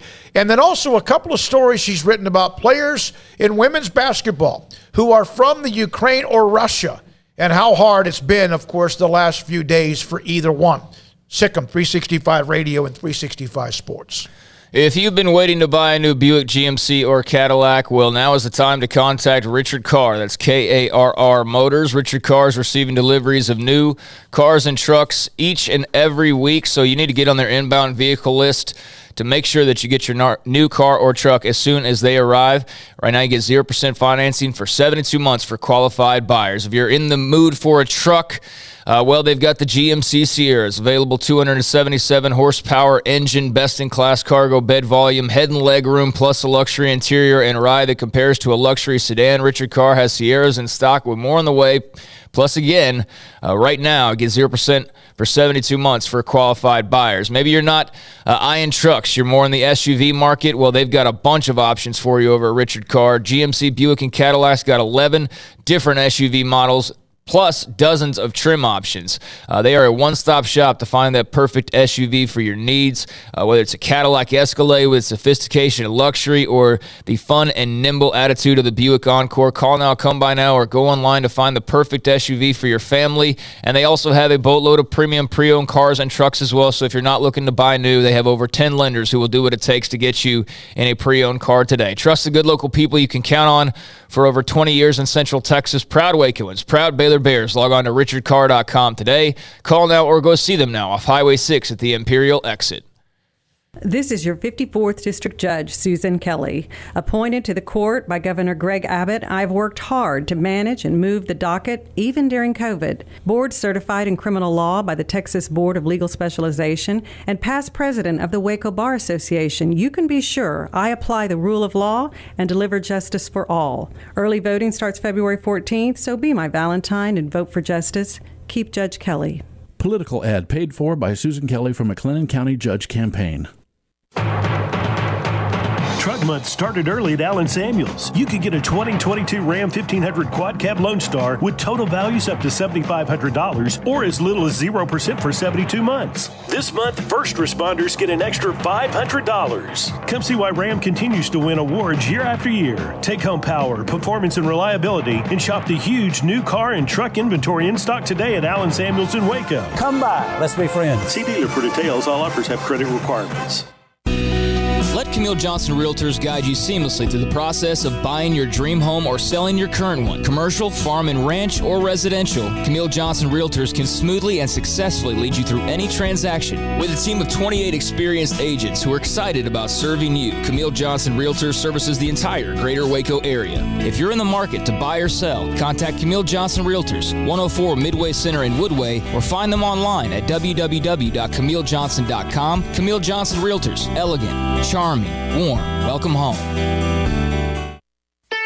Don Humidor, your home with a 48-foot walk-in humidor with the elite cigar brands from around the world, including the #1 cigar of the year, Aging Room Cuatro Nicaragua. Plus, they have the great brands like Macanudo and Artur Fuente, Rocky Patel, Aston, and so much more. CBD, great for sore muscles, aches and pains, sleep, Vita Dreams, and anxiety, mild depression, general health and wellness. Their staff very knowledgeable on the subject. If anyone is curious about CBD, ask Carol and Ashley. Don Humidor in the Townwest Shopping Center off Valley Mills in Waco. When we moved to Texas, we were like fish out of water. We didn't know anyone in our neighborhood until our Texas Farm Bureau insurance agent came to the house. She was so helpful and reassuring, a friendly face with that Texan hospitality I'd heard about. When we purchased a Texas Farm Bureau insurance policy, we knew we were making the right choice. We knew our family would be protected. Stop by and see our agents at one of our 3 McLennan County locations. Coverage and discounts are subject to qualifications and policy terms and may vary by situation. Brad Boozer, Boozer's Jeweler, joins us on Sikkim 365 Radio. Brad, what makes you different than anyone else, in your opinion, as far as what Boozer's does? The fact that I own the jewelry store, anything I need to do, will do, or can do, I can do it. The buck stops with me, whereas a lot of places you have to go up the corporate command and corporate channel. Well, if you come in and want to make a deal, we sit there and we make the deal. And you can find whatever someone's looking for, correct? Anything is obtainable. I don't care what brand it is, what size it is, how much it costs, large or small. Anything is obtainable, and we can definitely get that in for you to see, look at, or buy. Do you have the opportunity, if people have to pay things off, as far as a layaway program? What about what you have with financing? Absolutely. We have 12-month no-interest financing. We have layaway. If you want to pay with Bitcoin, I can take Bitcoin now. So if there's any way you want to pay for it, we can find a way out to make it work. You want to know why they're successful? Brad Boozer, the owner of Boozer's Jewelers on the corner of Valley Mills and Lake Air in Waco. This is Sikkim 365 Radio. Text us at 254-339-1122. The Sikkim 365 Radio text line is sponsored by Riverbend Liquor and Wine, with the most extensive variety of craft beer in Waco. A hidden gem on Lakeshore Drive and 19th Street.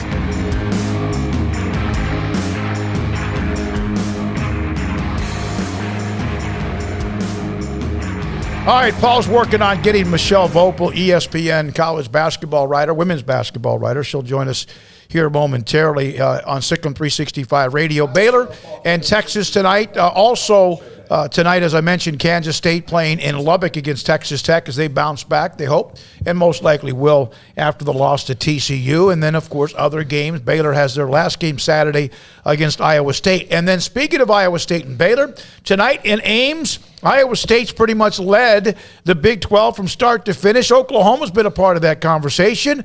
And then here comes Baylor as they kind of turn things around under first-year head coach Nikki Collin. And the winner tonight will have at least a share of the Big 12 regular season title. Michelle Voepel, ESPN elite women's basketball columnist and writer. Michelle, thanks for your time. I don't know. I got to tell you, back maybe early on in the season, Baylor was 0-2, and it just didn't seem like they had something going. Your thoughts that they're playing tonight to get a share of the Big 12, which they've owned for over a decade? I really feel like you're right. They have found their groove.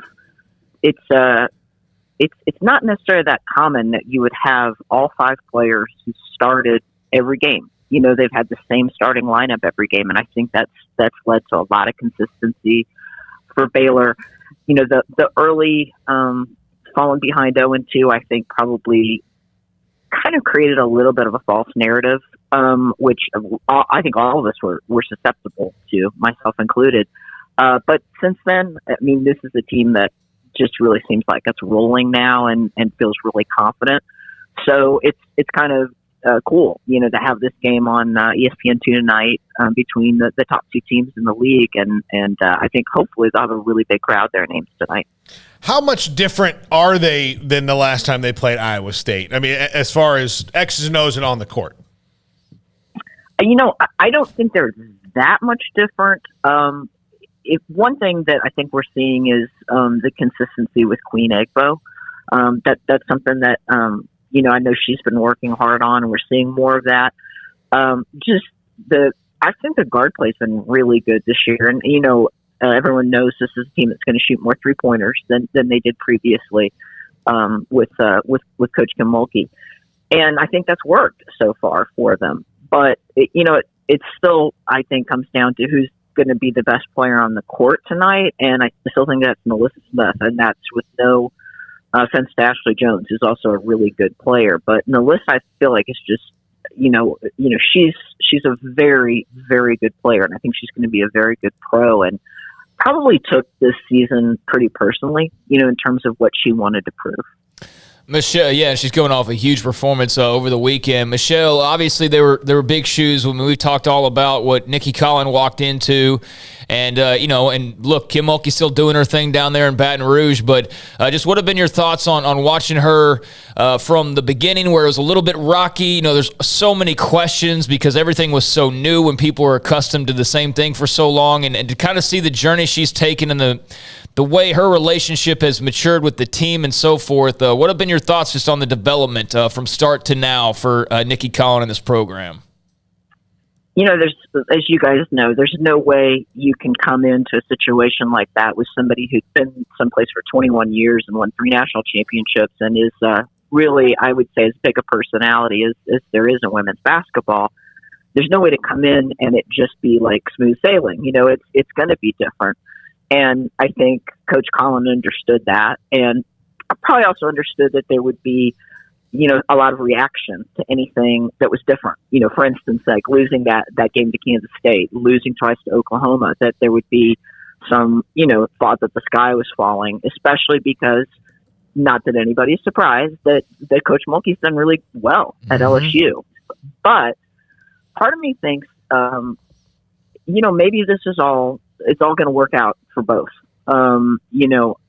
Right now, I think both programs are looking at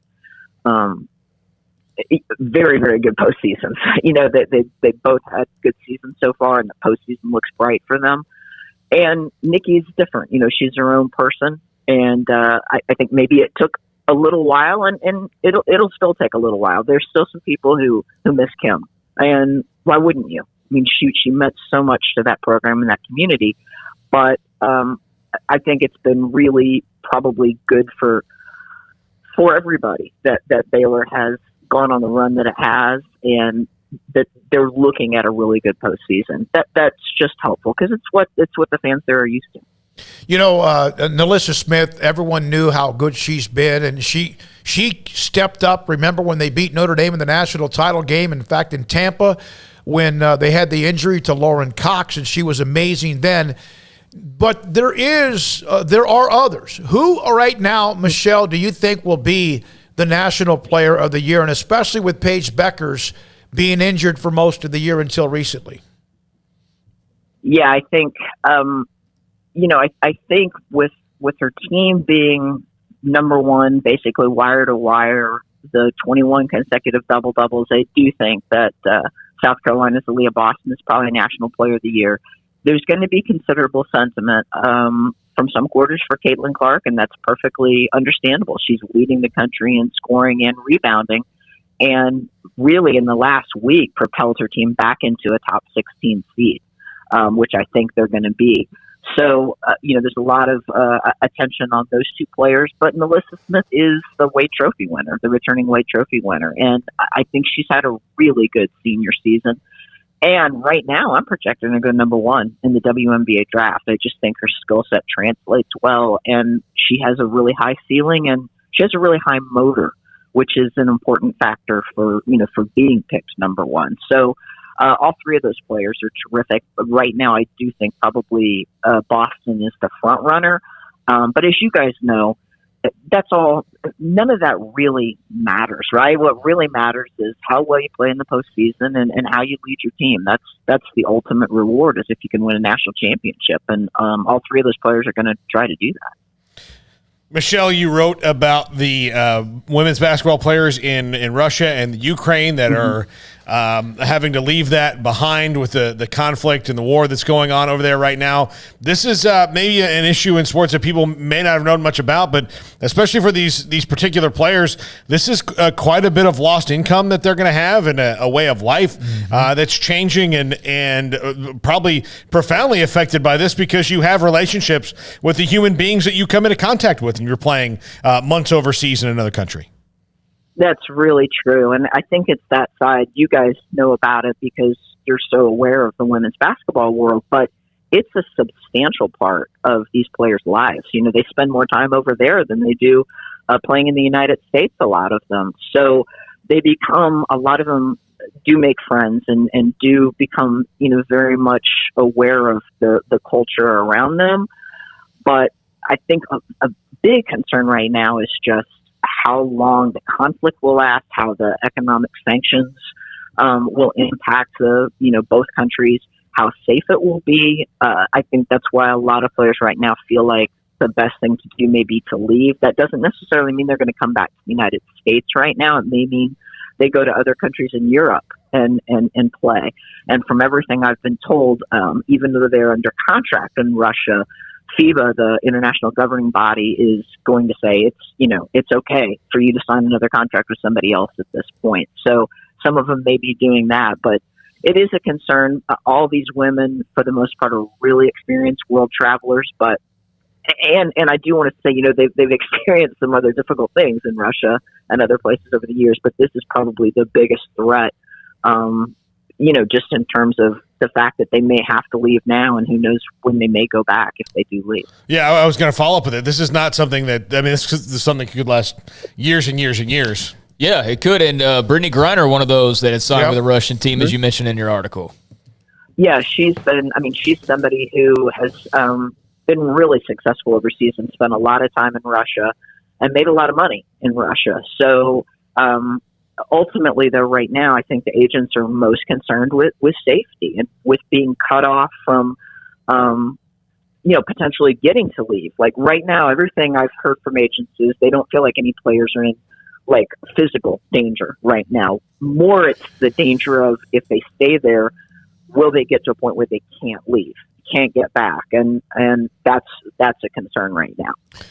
Wild times for sure. Michelle, on the Iowa State side of things, I mean, you mentioned it, and we've mentioned it a couple times. I expect that to be an electric atmosphere tonight with what's on the line and who the opponent is. They've won 3 straight games after falling to Texas a couple weeks ago. But just your thoughts on the Cyclones this year and the matchup itself tonight, how they stack up against the Baylor women. It's interesting. I was watching last week. I was over at Kansas to watch Iowa State, and I sometimes feel like I'm in like a time machine when you see them, because it's different people, but they play the same way. Bill Fenley has always had that philosophy of shoot it before you turn it over, right? That's what he said his entire time, and they've always been one of the best 3-point shooting teams in the country. That's a big key. Boy, when they start hitting those threes, and we saw that yesterday with Iowa. With Iowa beating Michigan, just went on this 3-point barrage. That's the key for Iowa State. So if they can hit threes tonight, they have a really good point guard. Obviously, they have Ashley Jones. Overall, is Baylor the better team? Probably so. But Iowa State, if they can hit threes, can make that place crazy. We've seen that in Hilton. So what I'm really hoping is it's just a really good game, because I'd like to see the Big 12 get the national spotlight on a night like tonight. Well, and the thing is that when Kim had those teams that were winning national titles and year in and year out winning all the things they did, that was a place in which they struggled. That's a program in which kind of at times, if someone was going to rise up and bite them, it was going to be Coach Fenley and Iowa State as well. With the game, well, in fact, you mentioned Kim earlier. Kim, of course, and LSU having a great run. I think they have Tennessee tonight. Is that correct? They had Tennessee yesterday, which ended up being a game. They had a pretty good lead in it. Alexis Morris, who started her career at Baylor, went elsewhere, and then has reunited with Coach Mulkey this year. Has had a very good year for them. She's got an MCL sprain. She didn't play yesterday. They missed her. Not sure if she's going to play in the SEC tournament, but they're hoping she's back for the NCAA tournament. And, they're second, finished second in the SEC. So with a team with a lot of seniors, and Coach Mulkey's talked about that she, has relied a lot on the seniors that she has in her starting lineup. So I think it's been a really good move for her. I know there's hard feelings and sadness and a lot of that, but in some ways, like I said earlier, it could turn out this is going to work out fine, for both programs. So, which you hope, because there's such a great Baylor fan base. You don't want that to fall off, and she's woken up the LSU fan base, which is nice to see. How much is that women's committee eyeing that Baylor LSU matchup as quick as they can get to it? Put them in the same bracket, yeah. Oh my gosh, that is exactly. Charlie Cream projects almost every day. And we're going to have the NCAA reveal tonight. So we'll see. We know the committee kind of likes to do this. So last year it was clear that they set up a potential Iowa UConn matchup to have Caitlin Clark and Paige Beckers go against each other in the Sweet 16. I think if they have a chance to do it, to have Baylor and LSU, they'll do it. And if there's ever must-see TV, it would be that. No question. And they also like to do it to Kim Mulkey. They did it to her with Texas A&M. I mean, the 2011 team had to play A&M a fourth time in a regional. You're right. Yeah. And lost after winning 3 times. Yeah. That was the year when honestly, Baylor and Texas A&M both deserved to be in the Final Four. You guys know that. That was a rough regional to have both of them in. Also sent her then to Bowling Green when they were the number 1 overall seed, because the head of the committee was the Bowling Green athletic director, and which is the only time in my life I have been at Bowling Green. I was there. Paul can say, and they ended up winning it all in Denver against Notre Dame. Hey, Michelle, thanks for jumping on with us today. We appreciate it. That'll be fun to see. I think the women's game, although South Carolina is really good, it does seem to be different. It does seem to be at least more options of someone who could make a run. We've seen that kind of twisting and changing a little bit. Even back when Louisville upset Baylor, Mississippi State had their run, among some others. So thanks for your time. We appreciate it. We'll hope to have you again once the tournament does begin. Thanks so much for having me. Michelle Voepel, ESPN.com, on Baylor and Iowa State tonight, and also looking at the rest of the landscape of women's basketball. We'll focus on St. Mary's and their win against Gonzaga in just 1 second. Are we taking a break or going straight to that? Well, no, it's live. Well, I know it's live. At 4:45. Okay, well, I wasn't sure. You got something you want to add? No, I'll wait. All right.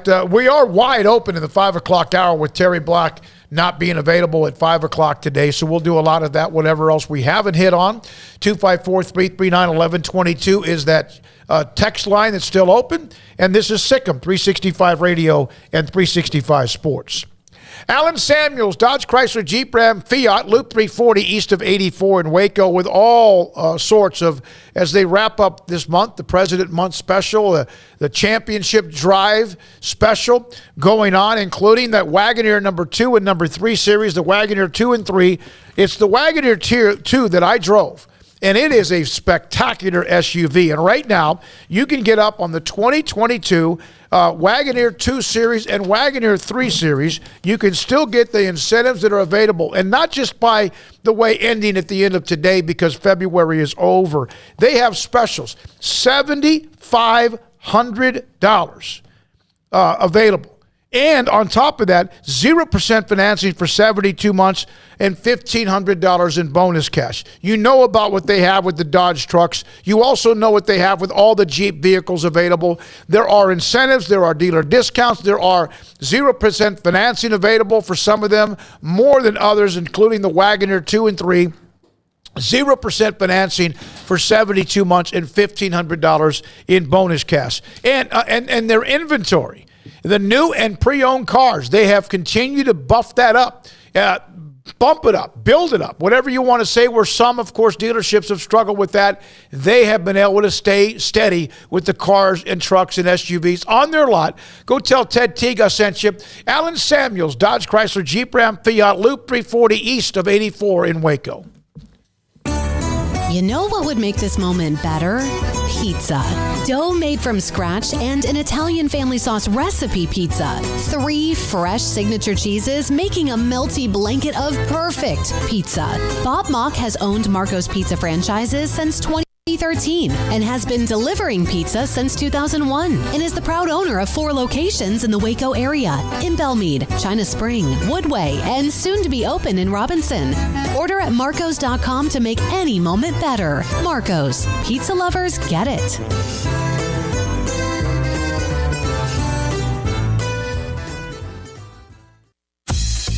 Baylor Scott and White, Southwest Sports Medicine and Orthopedics. The team physicians for Baylor Athletics, diagnosing and treating all sports-related injuries, including concussions. These specialists also provide orthopedic services for athletes and non-athletes alike, whether it's knee or shoulder pain, hand or wrist injury, orthopedic spine care, and even an arthritis and total joint clinic. Trust the doctors Baylor Athletics trusts. Baylor Scott and White, Southwest Sports Medicine and Orthopedics wants to get you back in the game.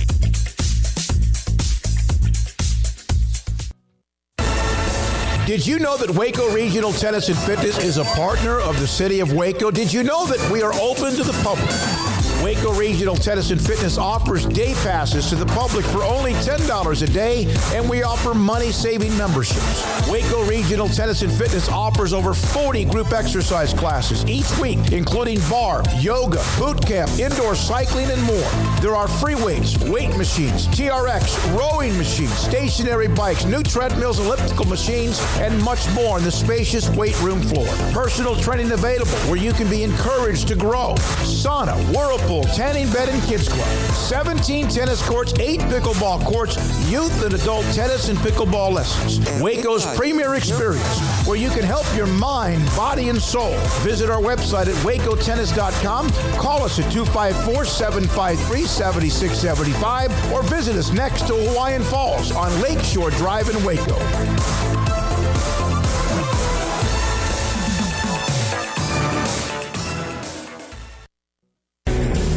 Payments for qualified buyers at 2.9% with $5,000 down cash or trade. TT and Electra, see dealer for details. The New Year, New Ride sales event continues at Richard Carr. Find pre-owned deals like a 2015 GMC Acadia or a 2016 Honda Accord for $227 a month, or get a 2019 Ram Tradesman truck for $333 a month. Our vehicles go through a 172-point inspection. Get top dollar for your trade, and 100% approval is always the goal. Find your next car or truck today at Richard Carr. At Richard Carr, we give you more.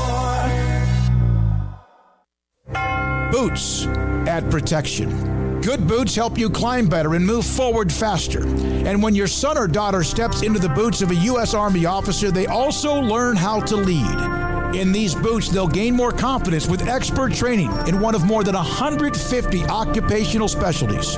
In these boots, they'll stand a little taller and lead a team with diverse backgrounds and areas of expertise to successfully accomplish whatever challenge comes next. In these boots, they'll earn respect with valuable experience from day one that will give them solid footing for success into the future. Highly qualified candidates who earn a spot on our team can receive comprehensive health care coverage, college tuition assistance, and a bonus of up to $40,000. See all the things your son or daughter can achieve in our boots at GoArmy.com. U.S. Army Waco Recruiting Company, 254-598-8131 or 254-776-1543. Welcome back to Sikkim 365 Radio. Are you a Sikkim 365 superfan? Then try out our premium subscriptions at Sikkim365.com. You know, we brought up the KenPom recently through the games yesterday, and a lot of the teams we've discussed, the Big 12 and others, we highlighted Arkansas earlier, and we've mentioned all the others who have been in the top 5 or 8 or so for most of the year. And St. Mary's is 17th KenPom, and they come off the win against Gonzaga on a crazy day, never seen before in the history of college basketball.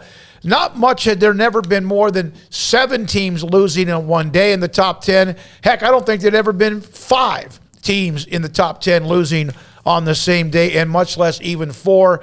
And we're joined again to talk St. Mary's with Steve Kroner, San Francisco Chronicle, and what a night it was. Steve, thanks for your time. We appreciate it. With Craig Paul, and I'm David Smoak. What kind of night was it in that game with St. Mary's and Gonzaga? It was a pretty special night if you're a St. Mary's fan, that's for sure. That they call it now the University Credit Union Pavilion, but for years it was known as McKeon Pavilion. And it's pretty small. And when it's packed, as it was Saturday night, it can get very, very loud. And it was very, very loud all night, particularly late in the first half. St. Mary's went on a 12-0 run. And there were some ear splitting at the end of that run. And then at the end of the night, it was pretty darn loud as well. Steve, how big was this for the rest of the conference, maybe psychologically, that to see that, yes, it can be done. You can beat Gonzaga in a conference game? That's a really good question. I don't know that other teams have what St. Mary's has, which is kind of the front line that can match at least decently Gonzaga's, and the ability to play slower and limit Gonzaga's number of possessions. But sure, it can't hurt the other 8 teams in the conference in terms of their confidence. I had seen Gonzaga play at USF 2 nights earlier, and USF played a pretty good game. USF did not play poorly at all, and USF is 28 in the net. It's got a very good chance to be in the NCAA tournament. It played well, and it still lost by 16 to Gonzaga. It was just one of those nights in which St. Mary's played, particularly in the first half, about as well as it could play, and Gonzaga, particularly in the first half, did not play anywhere near as well as it could play. How much of that was? I mean, Drew Timme had a bad night shooting. How much of that was just an off night, and how much do you contribute to, or how much did St. Mary's itself contribute to that? I think it was. I mean, obviously, it's one of those things where I'm sure it's both, but I really think it was St. Mary's defense. They talked about they wanted to limit his touches. They didn't necessarily limit his touches, but as soon as he touched the ball, particularly if he was anywhere near the paint, there were 2 or 3 other guys who were coming in there trying to steal the ball, trying to harass him, and he just didn't handle it very well. And by the end of the first half, when he was 0 for 8 from the first half, which is almost hard to imagine, guys came into the game leading the conference in scoring and was shooting about 59.5% from the floor. By the end of the first half, he looked like a guy who just was not expecting that kind of night, and he had that kind of night. You know, it's not like St. Mary's hasn't had success before, and Randy Bennett, their head coach, has been their most successful coach. There's a lot of tournament appearances in the last decade or two. So this is not like oh my God, what happened here? How good have they been really in many ways compared to others besides Gonzaga in that conference? Well, certainly since I've been covering the conference on a consistent basis, which was started the 08-09 season, there's no question that St. Mary's has been the second best team in the conference. And that is really, if you have a historical perspective, in a lot of ways, that's stunning. Because for years, the teams in the West Coast Conference that were really good were USF. You can go back to the 50s with the Bill Russell, Casey Jones teams that won back-to-back national titles. But USF was also very good in the 60s and 70s. Santa Clara has had good teams. Pepperdine has had a run. But for the past 13, 14 years, St. Mary's has been the second best team. It was not a huge upset for St. Mary's to win Saturday night, but it was an upset, no question about it. But what Randy Bennett has done in Moraga, I mean, you can not only make the case that they've been the second best team in the WCC for more than a decade. They've been one of the top 5 teams in the West Coast, Pac-12, Mountain West, any conference you want. St. Mary's certainly in the top 10 of those 3 conferences over the past 13, 15 years. And you can make a pretty strong case. It might be top 5. Let's talk about this WCC bracket. I know that's gotten a lot of attention with the way that it's set up. Very beneficial, obviously, for the top 2 seeds in Gonzaga and also St. Mary's. And I've seen all sorts of different opinions. And I guess maybe the most overwhelming opinion I've seen was kind of brilliant because it protects your top seeds. But your thoughts on just the layout, the format of the WCC bracket? I actually like it. And early in my tenure of covering the WCC did it. It was an 18 conference at the time, and it has grown to 10, adding BYU, which is going to be leaving, I believe, after next season, and Pacific. But I think, that obviously, from the conference's perspective, it protects Gonzaga, St. Mary's, but this season, neither team really needs to be protected. Mm-hmm. But the other thing that I like about it, to me, it makes the regular season more important. If there's no benefit, really, for winning the conference or finishing second, all you do is play a lower seed, but you don't necessarily play fewer games or anything else. I don't know that the regular season becomes all that important. If you're playing, even take it one more step, forget first and second, but there's a big difference between being fourth and fifth. There are three other teams kind of behind Gonzaga and St. Mary's, which are USF, Santa Clara, and BYU. Those teams, USF's in good shape to make the NCAA tournament. I don't think BYU, and I know Santa Clara probably won't make it unless they do really well in the WCC tournament. But even that difference, the fact that Santa Clara is third, USF is fourth, and now BYU is fifth, there's a big difference between being fourth and fifth. BYU has to play an extra game in the tournament. So I like it. You know, you hear that, and Gonzaga has been really good. They've been to multiple Final Fours. We know they played Baylor and got beat up. And Baylor was a once-in-a-lifetime type of team with their experience and how good they were with the guard play, and they had been chomping at the bit as well. But there is sometimes talk that Gonzaga is hurt because of the conference. You've heard that. It's not breaking news. Do you think that's true? I think mildly it's true, but I think most of it is overrated. Look, the bottom of the WCC over the years has not been as good, say, the bottom of the Pac-12, just looking from the West Coast perspective. The WCC hasn't had the depth that the Pac-12 has for just, again, keeping it on the West Coast. But look what Gonzaga has done in the tournament, first of all. So you can't argue with success. Second of all, it plays a really good non-conference schedule. And third, the bottom of the WCC, it would be hard to argue that it's as good as the bottom of the Pac-12 or the SEC or the Big 12. But the top teams in the WCC, I'll guarantee you St. Mary's could play with most of those teams. USF this season could play in a major conference and at least acquit itself well. Same with Santa Clara. So I do understand the argument that Gonzaga does have a few games in which it can coast that maybe some other top teams don't. But, you're still talking, 3 or 4 games a season that it can do that. And look, it still does get tested, and it still does very well in the tournament. So I understand the argument, but I don't buy much of it. Thanks, man. Steve, it was electric, huh? 3,500 or so is what that arena you gotta tell us more about that atmosphere. That just seemed like a crazy place to be over the weekend. Yeah, it was 3,500, and I'm sure the St. Mary's people were not telling any fire marshals about how many actually were in there. Yeah, no doubt. Thank you very much, Steve. Appreciate it. Steve Kroner writes for the San Francisco Chronicle. St. Mary's upsets Gonzaga on a Saturday we had never seen in the history of college basketball, and that was before that game. And 7 of the top 10 teams. And that's why when you look at the top 25, we'll come back and kind of digest that again.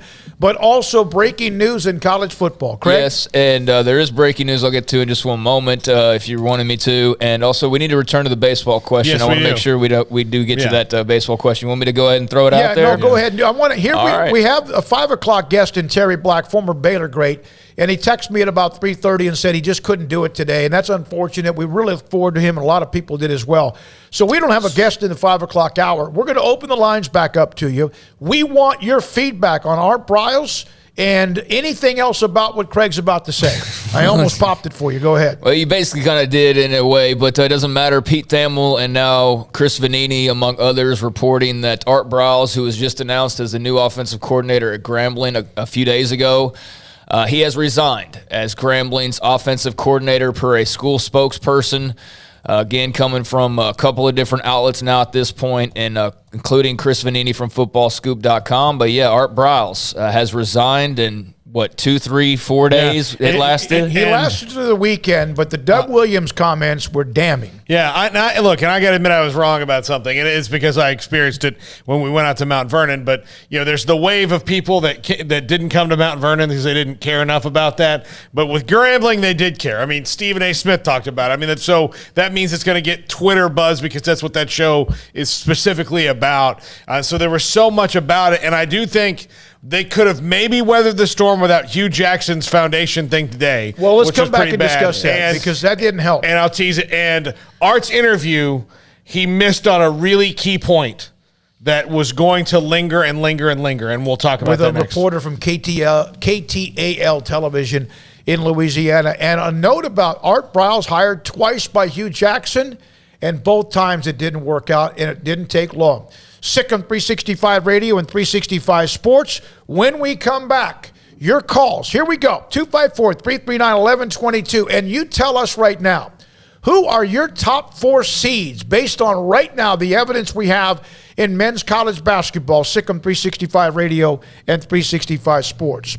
Well, another week, and yes, it's like, the second or third week of live crawfish being available at Waco Custom Marketplace at 425 Lake Air Drive in Waco. Waco Custom Marketplace, where you can find 30-pound sacks of live crawfish. 30-pound sacks of live crawfish. You have to order by 6 o'clock when they close on Wednesdays. You can start to pick up your bags of crawfish as early as Friday at 4 o'clock and throughout the day on Saturday.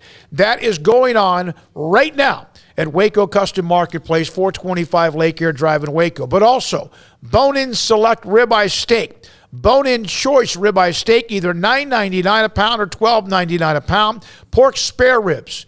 Man, that sounds delicious. Cook it however you want, $2.25 a pound. St. Louis style pork ribs at $3.99 a pound, and baby back ribs at $5.75 a pound. Hot links $3.50, chicken tenders $3.25 a pound, and bacon ends and pieces at $2.99 a pound. That's what's going on throughout the week at Waco Custom Marketplace. Remember, order your live crawfish sacks, 30-pound sacks, by 6 o'clock Wednesday. Pick them up by 4 or at least after 4 on Fridays and throughout the day on Saturday. Waco Custom Marketplace.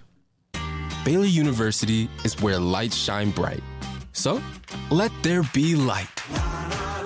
Let there be roommates and teammates, scholarship and championships. Let there be fresh starts and new traditions, fast friendships and lasting impacts. Let there be laughter. Let there be joy. Let there be light. Baylor University, where lights shine bright.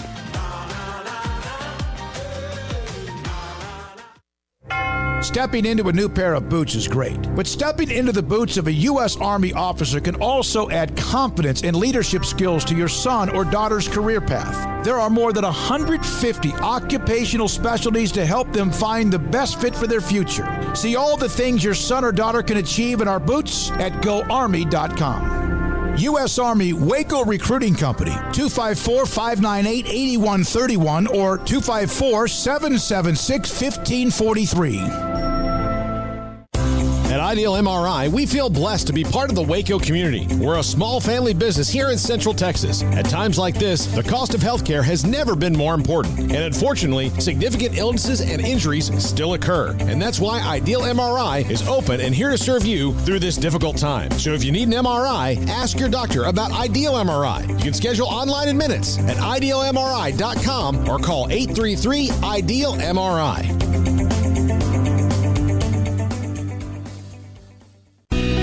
Let Camille Johnson Realtors guide you seamlessly through the process of buying your dream home or selling your current one. Commercial, farm and ranch, or residential, Camille Johnson Realtors can smoothly and successfully lead you through any transaction. With a team of 28 experienced agents who are excited about serving you, Camille Johnson Realtors services the entire greater Waco area. If you're in the market to buy or sell, contact Camille Johnson Realtors, 104 Midway Center in Woodway, or find them online at www.camillejohnson.com. Camille Johnson Realtors, elegant, charming, warm. Welcome home.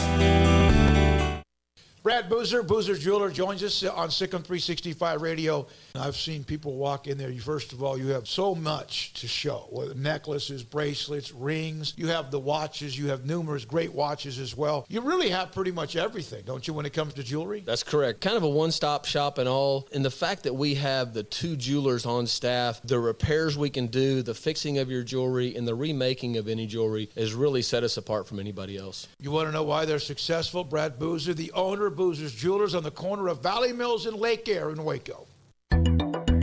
It takes time to reach goals. It's a truth that applies to more than sports. It goes for your financial goals as well. You work hard for your money, and you deserve an investment strategy that lines up with your game plan. And Tom Albers, your Edward Jones financial advisor, can help. If your financial investments aren't putting forth the effort you desire, stop by today for a financial review. Tom Albers, 4301 Lakeshore Drive, 254-776-7605. Edward Jones, member SIPC.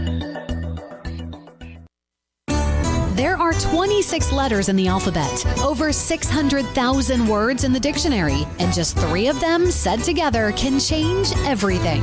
Let's order pizza. Those 3 words lead to dough made from scratch and 3 fresh signature cheeses that blanket golden crust in a heavenly melt on Marco's Pizza that'll blow your mind. So visit marcos.com to order and stop by Marco's Pizza in Belmead, China Spring, Woodway, and soon to open in Robinson. Marco's. Pizza lovers get it.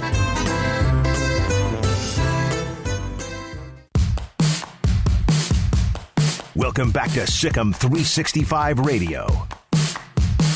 The Sikkim 365 Radio app is sponsored by Alan Samuels Dodge Chrysler Jeep Ram Fiat in Waco. Your friend in the car business at Loop 340 and east of 84. Come by. Let's be friends. All right. Former Baylor head coach, former Mount Vernon head coach, and Art Briles was hired by Hugh Jackson late last week. The story popped about a week before that Grambling had targeted him to be the offensive coordinator for Hugh Jackson at Grambling. He kind of went and he's a little black, there's some like, what are you doing? There's some columns and all that. And then by the end of the week, it became official. The AD for Grambling tried to discuss why they were giving Art Briles the opportunity. Some people can agree with that, and some people just can't live with it. And then you started to see some of the national outlets with certain segments discussing it. Paul mentioned Stephen A. Smith, who blasted him away, and also blasted Grambling and Hugh Jackson. There was also a column over the weekend, and I think it was from Adelson. I can't remember her first name. Andrea Adelson. And she kind of put together the timeline of things that she saw. Then today, Art Briles resigned. Doug Williams, to me, you could say anything you want about Stephen A. Smith or any columns that were written. Grambling football is Eddie Robinson. It is Doug Williams. And there's also others, great players who went on to play in the National Football League. But when I read Doug Williams' comments, that he had talked to Grambling about this, and what he said, that he could no longer condone the hire and or be a part of the university, basically with Eddie Robinson rolling over in his grave. I thought that eventually that would get him. It didn't get him right away. Then there was a story about how there still needed to be a vote among the trustees or whoever, and there's a lot of them. And I said, okay, that's going to get him because eventually it's going to be so much blowback, like there always has been. And then today, the new Pete Thamel had it first that Art Briles had resigned as offensive coordinator for Grambling University and also released a small statement about it. We'll have that here in just a second.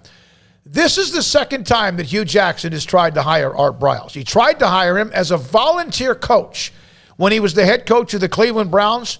I don't know if you've heard that story. It lasted less than a day.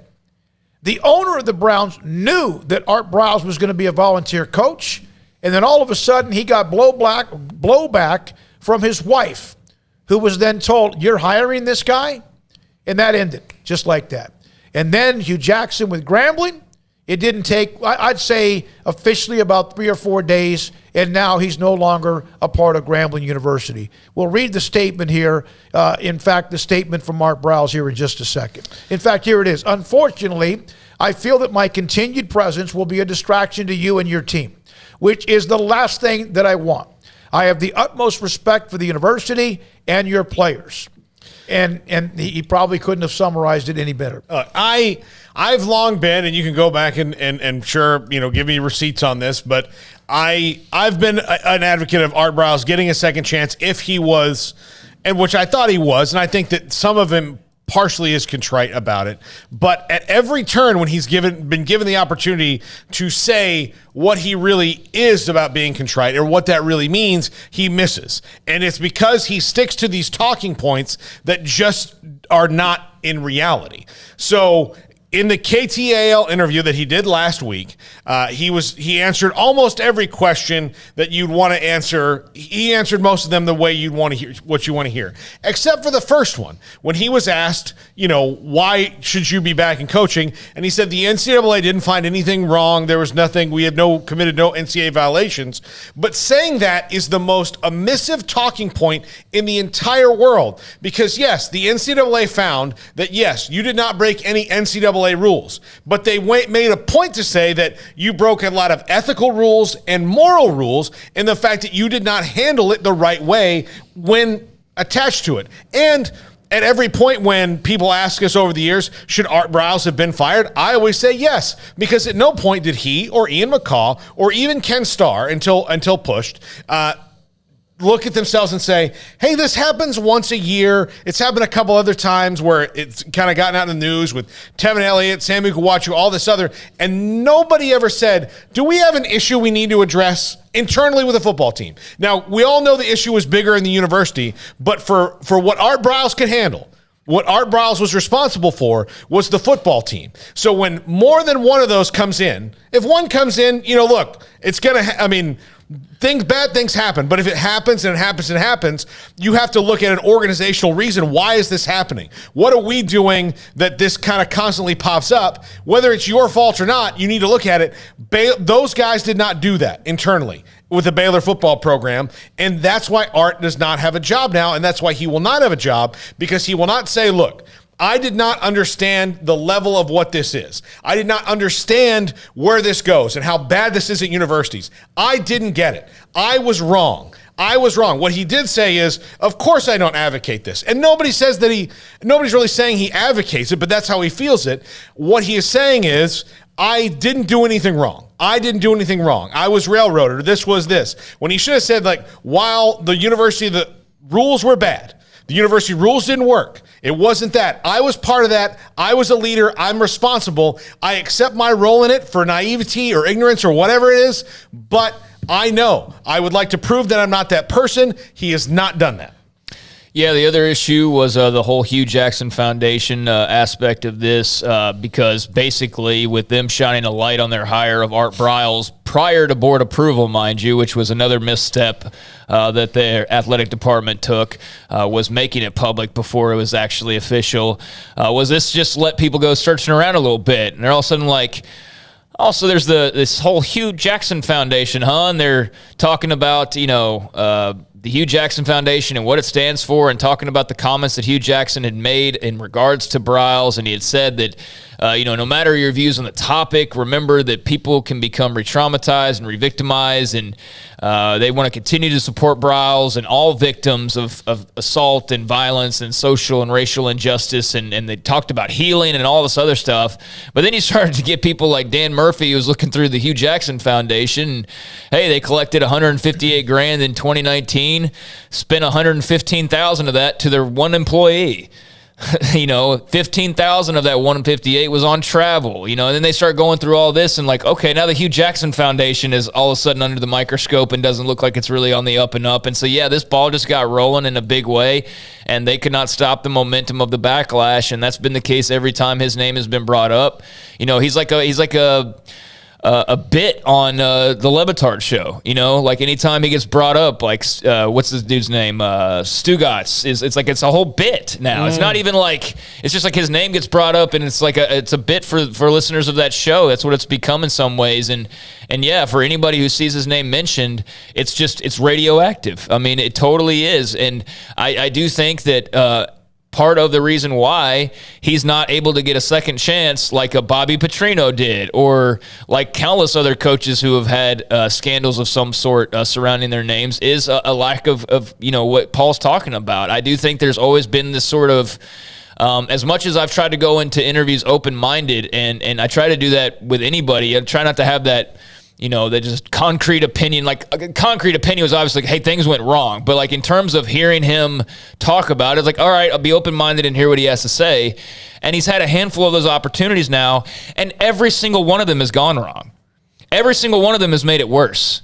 So clearly there's something not connecting there, because it just gets worse anytime he talks. And it should have from the very beginning been contrition and been acknowledgement of, like, even if you didn't think what happened was totally your fault, you still are the head football coach, like Paul said. And so there's still some responsibility. And whether or not he might have made a comment, at one point accepting some of it, it never felt that way. It always felt like deflection, or not as bad as you think it is, or I don't know. He just never really was able to have the right response, and I think that hurt him. I think that kind of buried him early on, and this now, I mean, we've seen the CFL, we've seen the NFL, we've seen college football, we've seen high school football. He actually got to coach there with Mount Vernon, but that wasn't without its issues either.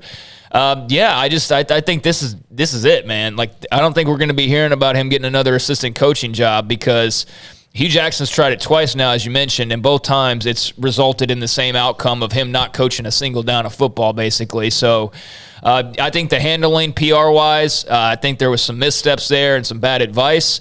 And however it occurred, I don't know how that didn't change drastically over the last 3 years, but there he was, and he just sounded kind of like the same guy still. You know what I mean? And clearly that's not something that people are willing to accept. Clearly, the public is not on board with what he's had to say in regards to what happened. If you're going to hire him, then you need to know going in that there's going to be a major amount of backlash, not just on social media, but also throughout most any media. You have to know that going in. And maybe the question is, Art, you understand there's going to be blowback. Not that he's dumb. He understands that.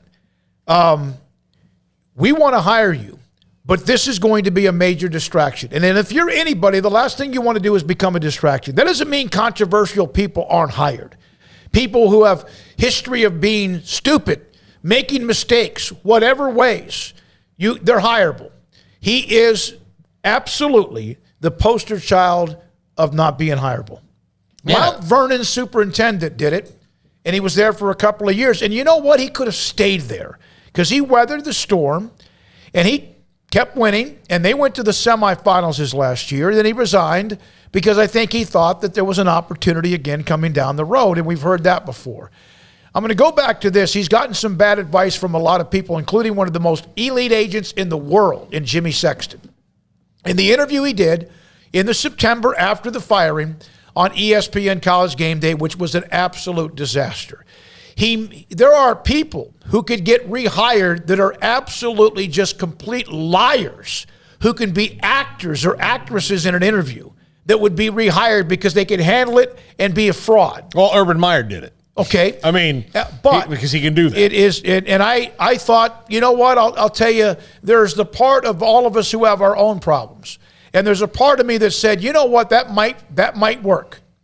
And then Doug Williams talked. And I love Doug Williams. And I love everything he's ever represented. And when he fired off what he said late last week, I thought somehow or another that was going to eventually come back to most likely end this hire as well.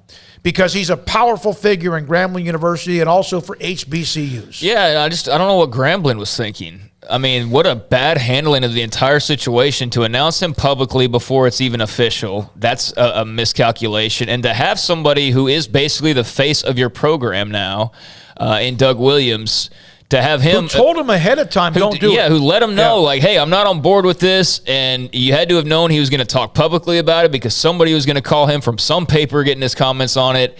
And for him to totally just poo-poo all over the entire thing... I mean, yeah, like it was disastrous from the get-go, kind of like every other instance of where this has been attempted to bring him on board. But yeah, I just think that he set the wrong tone from the very beginning. I know some of that was probably agent advice or maybe his own personal feelings. I don't know, but he's just, for whatever reason, just never been able to come across genuinely to the people out there, and he's never going to. I mean, there's just like I'm not lost on like why people have a dislike for him and what they believe happened and all that kind of jazz, but it is just crazy to me, and I think I said this the last time he was brought up, of just how much hatred and vitriol there is for him. Like, you would think that he's Vladimir Putin. Like, I mean, it's crazy because I don't feel like it's that nasty towards others, and so I don't know if that's because of his handling of it. I don't know if that's because of people still don't feel like he's remorseful or what, but it's alarming to me, not in any kind of way. It's always alarming to me every time his name gets brought up to see that vitriol that comes flying back, and you know what, Grambling had to know that was coming, and they announced too soon, and even if they had announced with school approval and with Doug Williams' approval and all that, we might still be in this spot. I don't know, but can't say we're totally shocked by this because we've been here, done this now a couple of times. Yeah. I mean, a lot of things happen where these were not related to the scandal, but it was related to Art Briles' personality, and I can see it continually coming out. The fact that he will not, he doesn't move off the talking point of the NCAA found no violations. Yeah, that's not at issue, Art. That's not, and it wasn't an issue almost right after it was over. I mean, because people kind of knew based on Penn State what was going to happen with Baylor. If you were reading any of the tea leaves there, what it was like. I remember times when Smokey, when you had pneumonia, I interviewed him. I did the coaches interview that week. I was sitting in the hallway, and it was right after Kendall Wright 2010. I had this fantastic game, and I said, Coach, one of the things that I'm impressed with Kendall Wright this season is, the guy's 5'10" and a half, and he plays like he's 6'3". He's like, well, he's 5'11" and 3/4, and I'm like, well, I mean, Coach, you're getting my point. Like, he was always combative with, like, minute little details, and he did not see the big picture. Defensive. Yeah, it was defensive. And people would ask him a question. That's how his team played. A chip on their shoulder. Yeah, people would come to a visiting writer would come to a press conference and ask him a very innocuous question about someone from the city that they're in. Like, hey, I'm from Lubbock. You've got a great player from Lubbock that's contributing. And he'd be like, what paper are you from? You from the Lubbock paper? And he didn't want to answer the question. Like, if you get this combative and you're always naturally this combative, then you can fall into this repeated thing. And I think that the duality of Art Briles is really complicated because I will tell people if they meet him, I mean, he's not some nefarious, like, evil genius or anything like that, but he is got such a chip on his shoulder, and he just is never going to understand this issue. He's never going to wrap his head around it. I think you hit on it with the us against the world. Mm-hmm. That's what Baylor football was with him at the helm. They were it was like that dude on the text line, like, you're Baylor? Who are you? 15, 20 years? It's like that, and they took pride in that, and it was us against the world. But the problem with doing that and isolating yourself, as people are finding out in all sorts of different stories here, is, well, when you look up, you're isolated, and you don't have people to your left and to your right. You're on your own. And I know he's got his supporters that he'll have for forever. And there were a lot of people I saw that were former players who were like Orion Stewart when we had him on the show the other day. Like, he's always going to have that support, but that's still a very small circle in comparison to the group that's reacting when you're announced as a head coaching hire at Grambling State. And I think he learned that lesson once again of, when you're secluded a bit, and then you've got some insulation around you. That's some protection, but that protection is nothing compared to the forces he's facing outside. We're going to take a couple of calls here in just a second from Lee Buttercup. Doesn't Art Briles still have a case pending, Paul? That might be why he doesn't say some of the things you wish he'd say. Maybe that might be used against him. From Ryan, I saw that Art Briles resigned, immediately came to this show. Ryan's an OU fan. And then I'll answer this one. Imagine a Dave Aranda offense or defense with an Art Briles offense. It would never work. No. It just wouldn't. No matter who the two names are, the coaches, that's just not going to be. That's like oil and water. It's got to be complementary. Let's go to the calls. If they could pull it off, that'd be freaking greatest team ever, dude. But yeah, it would be hard to work. Yeah. Yeah. All right, let's go to Steven in Virginia. Thanks for your call. Hey guys, I'm gonna be calm because I want to give my perspective on Coach Briles. First, I hope he's doing well. I know this can't be a good day for him. As much bad stuff, I don't wish any hate upon him. The frustration I have is that I think Coach and Kendall, well, maybe Kendall more so because Coach can't get a job, but Kendall continues to get jobs, and Jeff Levy does too, and I don't really feel like it's fairly stated their role in things. And, you know, I've heard this kind of Baylor, us against the world thing. That's a vibe that's stuck here. You know, it really was easy for people to claim that Baylor was only good when they got dudes from the county jail to play defense, and that's, like, not true. And so the fact for me is that I'm upset that, you know, I saw Grant Taft say on Pony Excess that sometimes the guilty get away and the innocent suffer. And it was really hurtful. So I just want to provide that perspective as a fair kind of perspective. Stephen, we always appreciate your emotions. You wear them on your sleeve, and that's why we love you, man. Thanks for the call. I don't mean, quite we always understand agree with you, but we appreciate it. I don't quite understand the last part you said about like the innocent suffer and whatever, because I don't think there's, you know, the innocent suffered are the victims from years ago, and I'm sure anytime his name gets brought up, you know, there's a little bit of a trigger there, perhaps other names get brought up. I don't know, so I don't quite follow you on that, but. Yeah, it's just it's a bad deal all the way around. There's no doubt about that, and it always has been kind of an us against the world mentality. But they really embraced that and used it as fuel. And unfortunately, you know, in this case of the us against the world thing for him, he's still got the us with him, but that's the group that is dwarfed by the them out there. Yeah, and as far as the court case thing goes, I don't know where some of those stand as far as his individual involvement. I know he was actually removed from some of them just because it wasn't going to get down the road. There's two things you can. One of the columns I read, and I can't remember which one it was, mentioned that he is still a part of some sort of a lawsuit, and they're trying to throw it out. Yeah. But right now, currently, he is still a part of one. But admitting in an interview, and the right PR, if you're going to do talking points, here's a talking point. You can admit to something and not have it come back to you in court, which would just be, I understand the moral failing of my ignorance.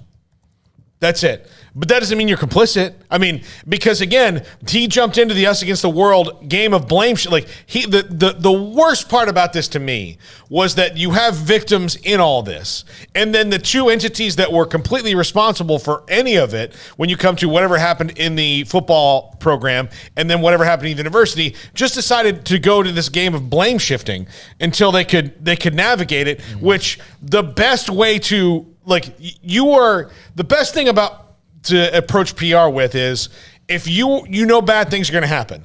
It's not like you're going to eliminate hurricanes. There are going to be hurricanes. Do you have a hurricane for a day, or do you have a hurricane for 10 years? And what Art Briles and Baylor did was essentially create a 10-year hurricane for them. And because of the blame shifting, you can walk into the storm and ride it out, or you can do things that will just completely create more storms and more storms. Well, I think this is also a massive misstep by Grambling, obviously. Yeah. I mean, I don't know what they were thinking with, you know, releasing it before it was official, knowing that there was going to be, you know, some level, whether it's Doug Williams or others, some level of pushback, and it wasn't going to be 100%. So that was just a great miscalculation on their part. And I think, too, when you got all the momentum that HBCUs have right now, seemingly, and you've got Hugh Jackson, and you can make any number of hires. You chose the one that was going to be the most controversial, and that was over in 3 days. You know, like that was just, I understand the logic behind it, because he obviously tried it once before, but with so many opportunities to, you know, make a statement or make an impact, I feel like he made the wrong statement and the totally wrong impact for Grambling football. And hopefully for them, it's just a little hiccup in the road. But yeah, bad PR lesson right there. Stephen Vaughn, the innocent I'm speaking of are the survivors. That's what he was saying. Yeah, okay. And also, I misspoke on something. And when Hugh Jackson, the statement was released, I did not think that the statement mentioned anything really about Art Briles. It actually did at the front and end. And thanks to English Bear on the premium forums, the recent hiring of Art Briles as a member of the Grambling State football has caused confusion and concerns we want to address. And then as we move forward together with Coach Briles, we ask that people keep in mind, no matter your views on this topic, remember that people can and often do become re-traumatized and re-victimized by statements which may or may not be accurate. And I think that's what Stephen was just talking about. Yeah. So, I mean, I know one thing. The thing that buried Art more than anything was the Baylor itself at one point coming out with the whole 52 alleged incidents. That's the number that will never go away. And that's what will haunt him. And I guarantee, and I don't know, I'm not looking, but I guarantee if you typed in Briles and 52 right now, it's probably all over Twitter because people have recited that accusation or allegation over and over ad nauseum for like 5 years now, or ever since it was put out there. But yeah, I mean, he's got some problems that just never really went away or were dealt with properly. Because I do think, like, if had he handled it differently, had gotten better advice initially, I don't think he was going to be coaching right away. But I do think that there was a rehab available, like, for him as a coach. But I think he was just handled badly to begin with. And it was handled badly when they got a little, an extra chance. And it was handled badly the third, and it was handled badly all the way around, and that's why we are where we are. Well, and look, I'll go back to... We got a break. Yeah, we have 2 calls as well, but I will go back to provide some context on this. After covering the Sam Ukuwachu trial, I was one of the first people to come out. I was the only one there from the local media all the time, except for Tommy Witherspoon. But when I came back and I asked him a question about, did Chris Peterson tell you anything about Sam Ukuwachu and some of the incidents he had, the legal incidents at Boise State, and he said, no. They just said he was homesick, and it was really hard, I think, for a lot of people to believe, like, these 2 coaches wouldn't tell him about the incident where Sam punched out the windows in his house and some of the issues that he had. Like, or what my argument was, Baylor, when you have a $1 billion business or a multi-million-dollar business, that's when you should have your own investigators maybe go to Boise and make sure. But can you do that for 25 guys coming in every year? Maybe it's worth doing that, because I wonder if there would have been a private investigator just to double check. Chris Peterson kind of walked away from this like there was no big deal. That's who he needed, Chris Peterson's agent, because he handled it perfectly to be able to just drop a little bomb that went off in Waco and then just roll back and go into, In his statement, he said, Chris Peterson, this is a direct quote, "I am being intentionally vague here." That was his direct quote. Protecting himself when he said it. All right, let's go to the calls. There was much more we'll get to all the way up until Paul's top 5 here in about 20 minutes. Yeah. Joe in Waco, thanks for your call. Hey, what's going on, fellas? How you doing, Long Joe? time no talk. Hey, man. I'm doing well, gentlemen. Got to see you the other day, Paul, coming into the barbershop, which is awesome. Smokies, you two got to get down there too. Let us get your haircuts going and get that beard trimmed up for you, David. Anyway, man, this with Art Briles, man, you know how much of a fan and how much love I have for Baylor, but I really feel like he's the only one that's still suffering through all of this. And I get it. He's not an innocent man. He's got his stuff he's got to own up to, and like you guys have said, it wasn't handled the right way on multiple occasions that he should have when it was given to him to handle it differently. But I feel like Baylor has pretty much kind of dusted their hands and threw their hands up and said, "Hey, we didn't do it. We're good now." But yet, Art Briles still can't get a job. Joe, I don't get that. It doesn't make sense. But Joe, I understand your thoughts about Coach Briles. You can have that opinion. Baylor did not just raise their hands in the air like this and say we're done with it. They have not done that.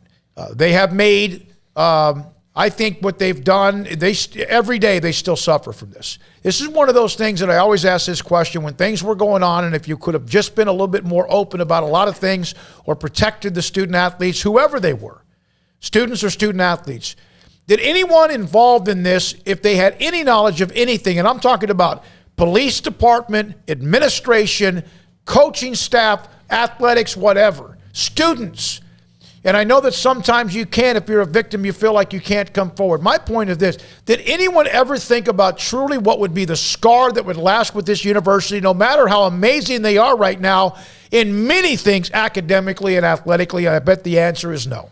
Yeah, it's been there for a long time. I mean, I understand where Joe's coming from, actually, because it does seem like they've kind of moved on from it. But I think that comes with the fact that there was an NCAA investigation that lasted for years and hung over their heads, and that finally came to a conclusion. And there was all sorts of turmoil going on with as far as like coaching changes and things like that just added to the stress levels. But there's a Texas Rangers investigation. There was the academic investigation. I mean, there's all these investigations, so it wasn't like that they were just sitting there with nothing on their plate. They had all that on their plate. The thing is just time's gone by, they've dealt with it, and they've handled it, and they've moved on from it. And I don't think Art Briles has really ever dealt with it, handled it properly, and been able to move on. Does that make sense? Yeah, no, in certain ways. I mean, I think he's probably ready to move on. I'm just saying that, like, I don't know. Those who are going to defend him, and there are a lot who will defend him, are saying that, in fact, one of the comments on the chat room, and I know it sounds flippant, but he's never had as much as a speeding ticket. He's never been arrested. He's never had any crime. He's never been anything. It's not about that. And I get that there are some that will defend him to the death, and there will some that thinks he's the evil man forever. It's like politics. I just wish that somehow or another, soon after this all went down, or even before it did, when Pepper Hamilton came out in May of 2016, that Coach Briles could have been more forthcoming in understanding the emotions involved here. I know some think he's absolutely innocent, and there are some that think he should be in prison. I don't think he should be in prison.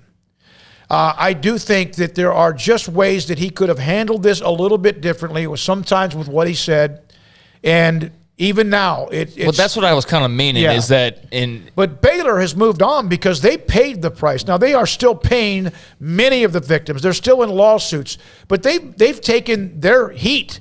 They've had, like you said, all the investigations. There's still more to come.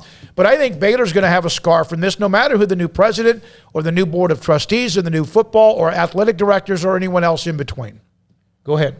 No, I just think that one side handled it better than the other. There you go. And one side's in a better spot at the end because of what they did. They just said, yep, we were wrong. We did this. We're not even going to fight you on it. We'll fight court battles here and there. But for the most part, throw an article at us. Okay, we'll try and correct a couple things. Jason Cook will send out an email. But for the most part, just take it. Just take it. Make the changes that you can. Be transparent about your changes. Be public about your changes. They went through the process of redoing everything, basically, and took their lumps along the way, had some investigations along the way, and handled it all. And now they're on the other side of it, basically. Whereas with Art, I don't know that ever really happened. I feel like it always just kind of stayed in the same spot of you have a moment to show and maybe change some public opinion, and people walk away from the TV and they feel even more hatred towards you. And then you do it again, and they're like, okay, you're still the same dude. And like, he never had that moment where it's like, okay, well, maybe, just maybe he wasn't or he's not what we, and instead he just, every time that moment came up, they fumbled the bag. I mean, quite frankly, they did. Whereas with Baylor, they just held on to it as tight as they could, ran through as many tackles as they could, and were able to find some daylight eventually. But I think he got hit at the line of scrimmage, got back up, got hit at the line of scrimmage again, then just got sacked a second ago. Yeah. All right, let's go to Eric in Lubbock, and then we got to take a break. What's up, Eric? Hey, guys. How you doing? Doing well. Doing okay. I just want to say, I know a lot of people will probably call and discuss the Art Briles situation itself, but I want to say my heart goes out to Art and to any of the victims, but I'd like to bring it back to football a little bit. Okay. I'm a 1995 Baylor graduate, and so I lived through the lean years that most high school kids don't know Baylor had. For about 20 years, we were everybody's homecoming. We were just getting killed by everybody, and then along came Art. And in almost no time, he turned us into a powerhouse. We won 2 Big 12 titles. We were scoring, I think, an average of every 93 seconds. I mean, I was the happiest guy in Lubbock, Texas. And then, as we know, that all fell apart. And honestly, I'd never thought we'd get back there. I was just distraught. But lo and behold, we've made 2 Sugar Bowls in the last 3 years. We just won one. We're now doing it with defense. We have 2 of the last 3 defensive players of the year. And, you know, I So I thought that we were maybe a flash in the pan, but it's turned out that we're now a program. And we survived the Briles saga, and I'm really proud of what the university has done. Thank you very much, Eric. I appreciate your call. I do know this, that those who were upset about how things and the transition, one of the things I do know is there were many who said Baylor would never win again in football. And they've won now under 2 different coaches since then. Yeah, I mean, that's not a dunk on anybody or anything like that, but it's just the result of it was, there was a lot of talk back in 2017, 2018-ish about they're never, ever going to have a coach that can do what he did. They're never, ever going to win Big 12 titles. They're never, ever going to, win 10 games on a regular basis. And I heard a lot of never-evers. We all did. And you know what? At the time, we probably believed some of it, too. Quite frankly, if you knew how bad the mood was around here, like there was reason to buy into even more negativity, quite frankly, and believe like, well, maybe that's true. And then when Matt Rule's first year happened, you're like, oh my gosh, it is true. Like they're never gonna, they're just back to being old Baylor. But the process and sticking the course and just making the right hires. That was ultimately the biggest deal, was making the right hires. And here they are with Dave Aranda, and I don't think anybody would trade him for just about any other coach out there right now in America. He's the goods. He's the real deal. And Matt Rule deserves credit too for making people believe again that it wasn't just going to be the dark years, and it was going to still be potentially great. And we saw great this past season. So, like you said, definitely thoughts out to all the people who are kind of having that rehash now that are hearing this conversation or seeing the conversation, because there are, victims out there and people involved that I'm sure this is kind of like a, brings anxiety or whatever. But it's just all unfortunate all the way around. But to your point about the program, it's amazing how that's flipped. And it's also unfortunate because he's always going to be referred to as former Baylor head coach Art Briles, even though he was at Mount Vernon High School. We understand that because that's where everything's tied into of why he's no longer the head coach at Baylor. Why did he leave Mount Vernon? Well, he was there too. He promised the superintendent, Jason McCullough, that he would be there for 2 years, because when Jason McCullough put his neck on the line to bring him to Mount Vernon when he was in Italy, the country, I think that there was probably a concern about, I'm going to bring you back. And Briles committed to being there for 2 years. And some thought he would be gone after 1 year. He would go find another college job or whatever. He committed to 2 years. He went his 2 years. He built them up into a hell of a football program, left it in great shape, and they were good last year. And so that was it. And I think always down deep inside that Coach Briles and those around him always felt like there would be another opportunity to coach a college team. That's why I was asking, because I felt like, he did have something going there. I'm not saying anything was promised. No, and they had battled through, the initial PR. It's actually kind of funny that not funny, but humorous that the Texas high school handled this like put up more of a fight than, the Cleveland Browns, the CFL, and, that's kind of weird. I said that one time, and I think you guys misunderstood what I said by that. It's amazing to me that a superintendent, like you said. I took it as you were complimenting him. And is the one who was able to weather the storm and a professional franchise in America and also in the Canadian Football League could not. Yeah, we were just coming from two different wavelengths. But,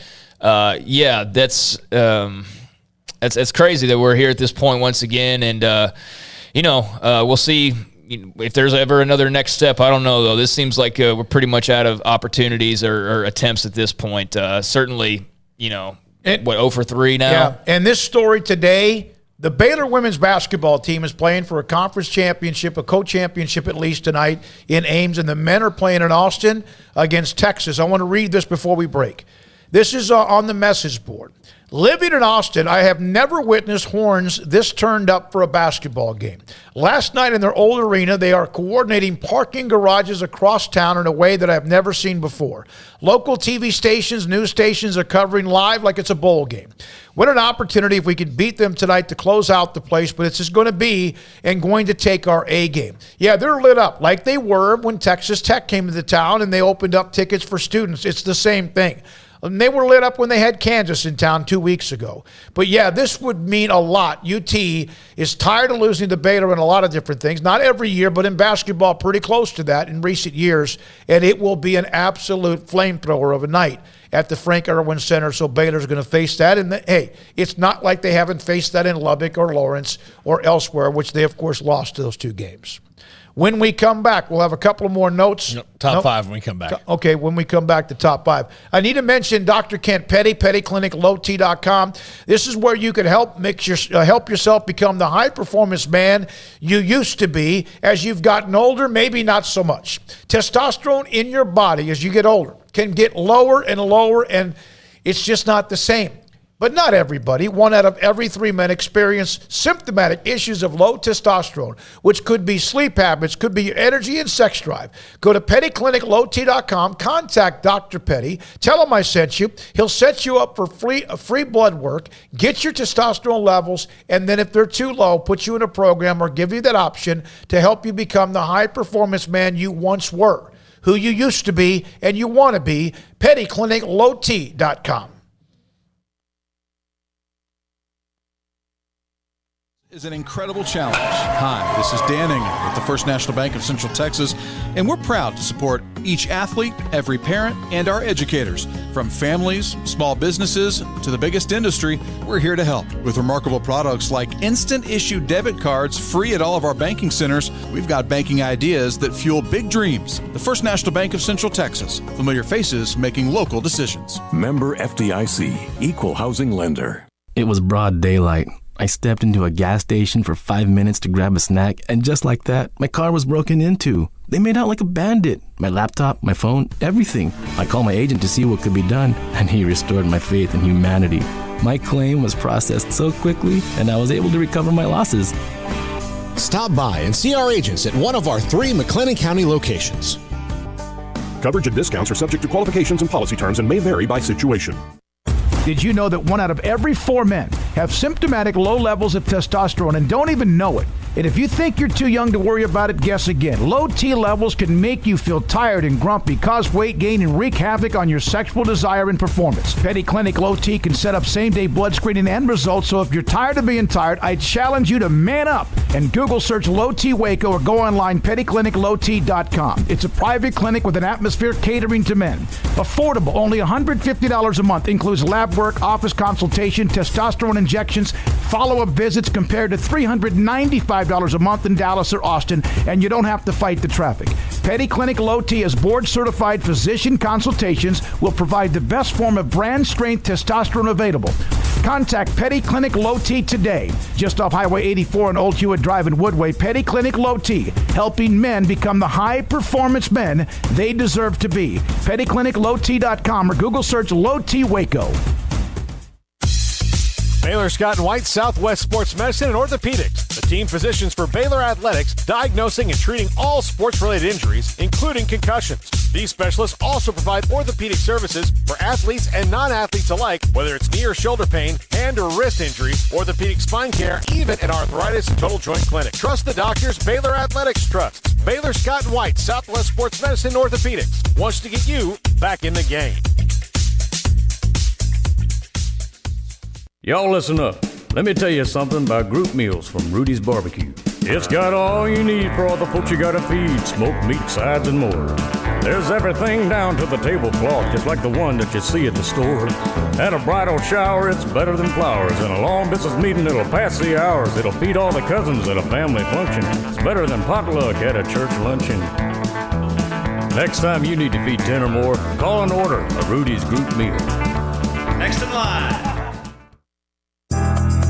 Riverbend Liquor and Wine, Lakeshore Drive at North 19th Street in Waco is a hidden gem. They've got a great selection of spirits, wine, and the most extensive selection of craft beer in Waco in their gorgeous walk-in fridge. And they have an amazing array of high-end bourbons like Pinhook, Weller, Buffalo Trace, Brush Creek, Hotel, Garrison Brothers, Thomas S. Moore, Hooten Young, and Bardstown. Great customer service and a convenient and speedy drive-through window. Riverbend Liquor and Wine. Find out more on Facebook and Instagram.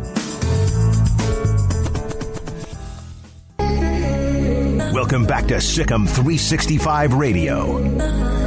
This is Paul Catalina's Top 5 at 5:55, presented by Champion Salon and Barber. To book your appointment, go to championsalonandbarber.com. Welcome back to Sick 'em 365 Radio, 365 Sports on YouTube. Top 5 potential college football turnarounds. I went with several different names for this, and then Jack said simplify, and so I did. So this is the first time I've listened to Jack and taken his advice and liked it, and I've been mad at him. So it's a big day. So top 5 college football turnarounds. I am going to say right now, I left out Florida State because that's a homer pick, and I won't believe it until I see it. I left out USC because that's obvious, and I left out Texas because, come on, we're not doing that again. We'll do it when they actually turn it around. Which means maybe this is the year they actually do it. Yeah. So we don't talk about it. They actually do it, unlike the last 7 years where we talk about it every time, and they don't. Yeah. Although there was the Sugar Bowl a couple years back. They have outperformed the expectations perhaps once since they played Alabama for the national championship. Yes. So I took those maybe twice. I took those 3 schools out so we could have maybe a better, debate over some of these schools. Smokey, you're going to like one of these. No, don't stop. They're worse. Number 5. I've got reasons. Number 5, Texas Tech. They really, given the position they were put in last year, finished out about as strong as they could. Joey McGuire's made some interesting hires on that coaching staff. So this is a team that is not completely depleted of talent. And I'm not talking about turn around and do what maybe Baylor did last year, but do something where they can maybe make a little noise. And we'll see what kind of college head coach Joe McGuire is going to be, at least in his first year. But nobody should really be judged on that unless it's just abysmal. But I do think Texas Tech has got interesting potential because of the way that they finished out and the way that Joey McGuire was able to turn around the attitude of that program. They have to at least make a bowl game, right? Yeah. Yeah, that's bare minimum. None of this it's the first year we got 3. Because, the guy who got fired got to a bowl game last year. So I would think that's bare minimum expectations. But, yeah, I could definitely see a Texas Tech turnaround. I mean, they've been pretty much just cruising in the middle for, the last several years at this point. Jump up and get a nice win here and there. Definitely play some teams tough, but ultimately not one of the first handful of teams that you really talk about these days. But they are now because of McGuire. I think the biggest thing is he has taken the Matt Rule playbook. You see most of the positive momentum not only coming out of Lubbock, but a lot of the media as well, who love Joey McGuire and love interviewing him. And he's getting in front of a microphone. He's going to promote, and he's promoting right now. There's no losses to be taken. You might lose a recruit or something here and there, but those guys can be made up for. It's all good in the offseason, and new is fun, and new is more fun when the old wasn't really that fun. And Matt Wells and company, I just don't think there was ever really an electricity there. That's already changed in a major way. Ultimately, it's just going to come down to wins and losses. I think they're going to be pretty good, though. They should have a lot of talent. They should definitely be tough and physical. They're going to be like the Baylor teams from 2 or 3 years ago when Matt Rule was coach, a lot like that. I am very curious, though, to see, with him in charge. I know he did it at Cedar Hill. But 9 times out of 10 at Cedar Hill, you're playing a team that you're better than. Mm-hmm. I mean, you are. You're basically Alabama playing everybody else. Once he established them. Once he established, no, I'm not going to take away from him building up that program. It's just it was a really long time ago at this point. Yeah. So he had a dynasty rock in there. Does that translate to him coaching X's and O's or whatever? I know a lot of that will be out of his hands, but how does that translate to the college level? Making big decisions in the heat of the moment, going for it on 4th down and all of that. That'll be really fascinating to kind of watch unfold as he gets his hands around his own program once again. But there's no doubt there's a buzz building. Yeah, absolutely. Number 4, Nebraska. And all right, Smokey, before you interject, let me tell you this. Scott Frost has been painted into this corner by, himself, by the fans, by the expectations. But in this offseason, they have changed coordinators, which means he might change a little bit of styles. He's brought in a special teams coordinator, which forces him to get better at that. He also has excised Taylor Martinez from the roster. And I say excised, that's not fair. They have parted ways. You hear about the fact he played at the end of last year with broken shoulder or something like that. And all that's admirable, but he's still, they were in this weird codependent relationship with each other, which wasn't productive as it could be for either one. I think Martinez at Kansas State is going to be a good fit because Chris Kleiman will not let him kind of run wild. It's not what they do. You kind of have to play controlled. And Scott Frost, they just were constantly put in this position where he's the best chance that they have. Now they really have to force themselves to think, what's the best chance we have to win these games? They lost a ton of really close games last year. I do think that they are poised for an uptick if he follows the path that's been laid out for him. Go on to number 3. Stop it. It's. I've heard this before. Remember the first year he arrived, people had Adrian Martinez as a Heisman Trophy candidate. Like the year, they're no different than Texas, except they haven't even been that successful. I love you for putting him in, but I will believe it when I see it. I mean, I can see why you would predict them to be a turnaround, but I can also see why people would be very, I get it. Low on the belief scale They when it comes to that. They would have won an extra 3 or 4 games last year of 2 things: stupid penalties and special teams. But that happened. So they found ways to lose games that I just didn't even know were possible. I mean, it was like a you needed Clown the yakety sax playing in the background over Nebraska highlight tapes, but. I mean, look, they were very close, like you said, to winning like another 3 games last year. So I don't think there's good people. I don't think they're that far away on it. I know that sounds crazy, but I don't think that they're just abysmal and have no opportunity. So I could see it, but they have to stop the self-inflicted mistakes. But a lot of the players that made them a really damn good defense last year had extra years, and they have a couple of them, but a lot of those guys are gone. The defensive lineman, the cornerback, who's a highly rated player. Transfer portal, baby. Yeah. All right. Number 3, Florida. Billy Napier takes over. If you watch the show, you know how big I am on him and how upset I was that Florida hired a coach that knew how to put his pants on. But look, this is a team that a couple years ago under Dan Mullen was a thrown shoe away from really having a different story arc. And then they throw that shoe against LSU, and everything kind of falls apart. You kind of find out that Dan Mullen is kind of sour on recruiting, and then Georgia and Alabama, the 2 people he has to recruit against the most, are the best at it, particularly Georgia, who's their chief rival in conference. Billy Napier is going to come. He's not walking to a team that doesn't have a lot of talent. It doesn't have the talent that it needs to maybe beat Georgia regularly, but they were not too far away a couple years ago, and Dan Mullen was recruiting okay, just not great. Billy Napier can take this team and make them look pretty decent, I think, in year 1. Oh, I'd expect them to be decent. Absolutely. I don't. What's decent? 8 wins? Well, I mean, like they made a bowl game, by beating in the Sunshine Showdown, which I hate the name for that, but they won that game last year and made a bowl game. I think they could win 8 games this year. I do. Yeah, I'd have bowl game for sure. Yeah. If they don't make a bowl game, that'd be a disaster. But yeah, 8 games or so would seem reasonable enough. I think Billy Napier is a fantastic coach. I'm fascinated to see kind of how he builds that roster up. There's like all these new coaches, like with Joey McGuire and whoever else. I hate that we have a few months to wait to actually see what these teams look like. But no, I'm definitely far more interested in Florida right now than I have been in the last couple of years, based simply off Billy Napier's hire. So I'm really intrigued by what he does there and how much of an impact he's able to make early on. Because a good Florida, I hate hearing like, well, we always need the Blue Bloods to be good, but I do think Florida's been kind of out of the picture for long enough now that we need to see them back in that picture. And I think Billy Napier's the guy to do it, but we'll see. Yeah. Number 2, Stanford.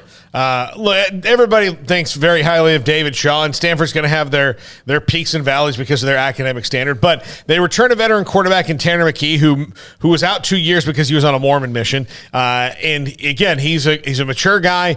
He played well down the stretch. Remember, Stanford, of course, the Pac-12 played about 6 minutes of football in 2020, and then 2021. They're still building up. But I would keep an eye on Stanford in a conference in the Pac-12 that Lincoln Riley notwithstanding, and whatever's going to go on everywhere else is still pretty darn wide open right now.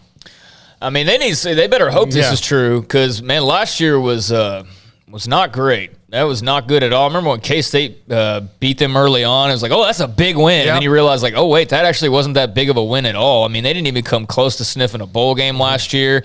David Shaw, you hear all the time about what a terrific head coach he is, and I believe that he is, but the results were certainly not there the last couple of years. So, the Pac-12, like you said, is pretty wide open. I mean, that's Oregon and Utah's conference right now, but USC is certainly going to be in the mix. I mean, where do they fit in amongst those 3 and others? Like Washington, maybe they pop up or someone along those lines. But, yeah, Stanford's just kind of been an afterthought for me here recently. So timing would seem right with McKee to potentially have one of those great David Shaw years that make people talk about him and respect him so much.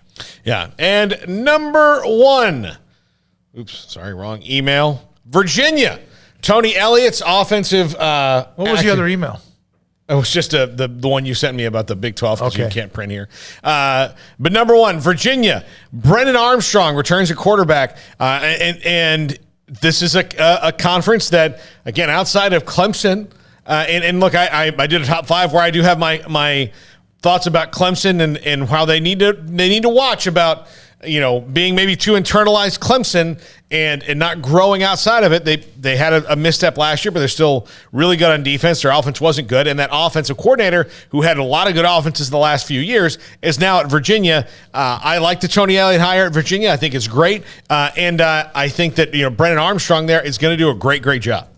I think so. I think that in a wide open conference like the ACC, which is it's a conference. What were they last year? Oh, they went on a terrible losing streak at the end of the year. They lost like their last 4 games, and I don't think they got to play in their bowl game, if I remember correctly. So it was a bad finish for them. But I don't remember their exact record off the top of my head. Yeah. So all right. So I like 4 of those 5. The other one's a tease. Even with that skid at the end of the year, I mean, they were still in the upper tier, right there on the outside looking in as far as the championship game goes, the conference championship game. And, the Tony Elliott hire's interesting. Brennan Armstrong is a very solid player, so having him back, I mean, definitely puts them one step ahead of the curve. ACC, as you mentioned, is pretty wide open, I mean, for the most part. So I don't think that they were that far away from last year. Obviously got to finish better, but they could play upset. They could help upset the apple cart next season. There's one two. Florida, I guess, can be considered that as well. Then Stanford, of course, seems to always be so consistent. Tech really would love to go to the next level, and of course, it seemed like they were, but it's been a while. But good luck to Joey McGuire with that. And then Virginia, man, the ACC is just really Armstrong. I don't know. Armstrong, do you have the video? It's a video that I wanted to end it with today's show because I'm curious about the reaction here. I sent Armstrong a video. Go ahead with it right here. It's a lot of birds. So I'm driving away from seeing Craig for a second yesterday, and that's around Central Texas Marketplace. Ideal MRIs there. All right, millions. They're supposed to be gone. What? It's this time of the year. It's almost March. The weather's been kind of back. Paul is the one thing. It's like putting me into a bathtub with a snake. Yeah. More than one or just one. I'll tell you this. The birds are plotting something. I don't know when it's going to be. I don't know where it's going to be. Take over the human race. But they're plotting something, and if you are not aware, then it's on you. What are they plotting, Paul? I don't know. But they're up to something. Yeah, there's a bunch of them. I wish I did know. If you were locked into a room with like 1,000 birds, how long would you be able to stay in that room? Not very long. Okay. All right. Paul loves birds. I just happen to. There would be a Paul-sized hole. That's the point. No, I don't. I don't. I saw the birds. My cousin David showed me the birds when I was 8 years old. And scary movies like slasher movies don't really get me because, when am I going to be in that situation? But you never know. I know. After that Kansas loss. But look, in many scenarios in my life, I've been walking through large flocks of birds. So that's realistic. That's real. And if they decide to turn. What about bats? I don't know. I've been around bats. I don't like bats much either. All right. Thank you, Paul, for your top 5. Thanks again today to Emery, also to Jack. Thanks to Armstrong. Faith is here today as well, proudly wearing her Baylor baseball cap. Thanks to you and a lot of you in the chat room, back and forth on many, many things that we bounced around. And those of you who called and the text line, which is the same number every single day on Sikkim 365 Radio. For Paul, Catalina, and Craig Smoak, Baylor men's basketball tonight, 8 o'clock against Texas. And then also the women trying to get at least a piece of the Big 12 title against Iowa State in Ames. We'll discuss all that and more. I'm David Smoak. Good night, Sikkim 365 Radio and 365 Sports.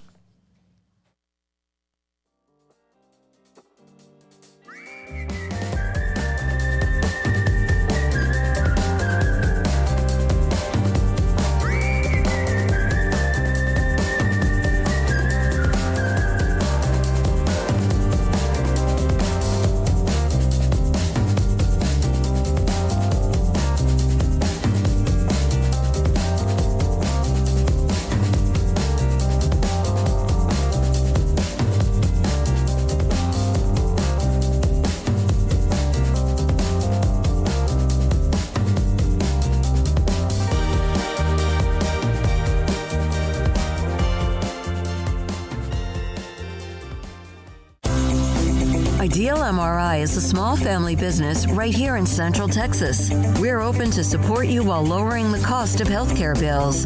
When you need an MRI, ask your doctor for an Ideal MRI. Visit us at idealmri.com or call us at 833-IDEAL-MRI.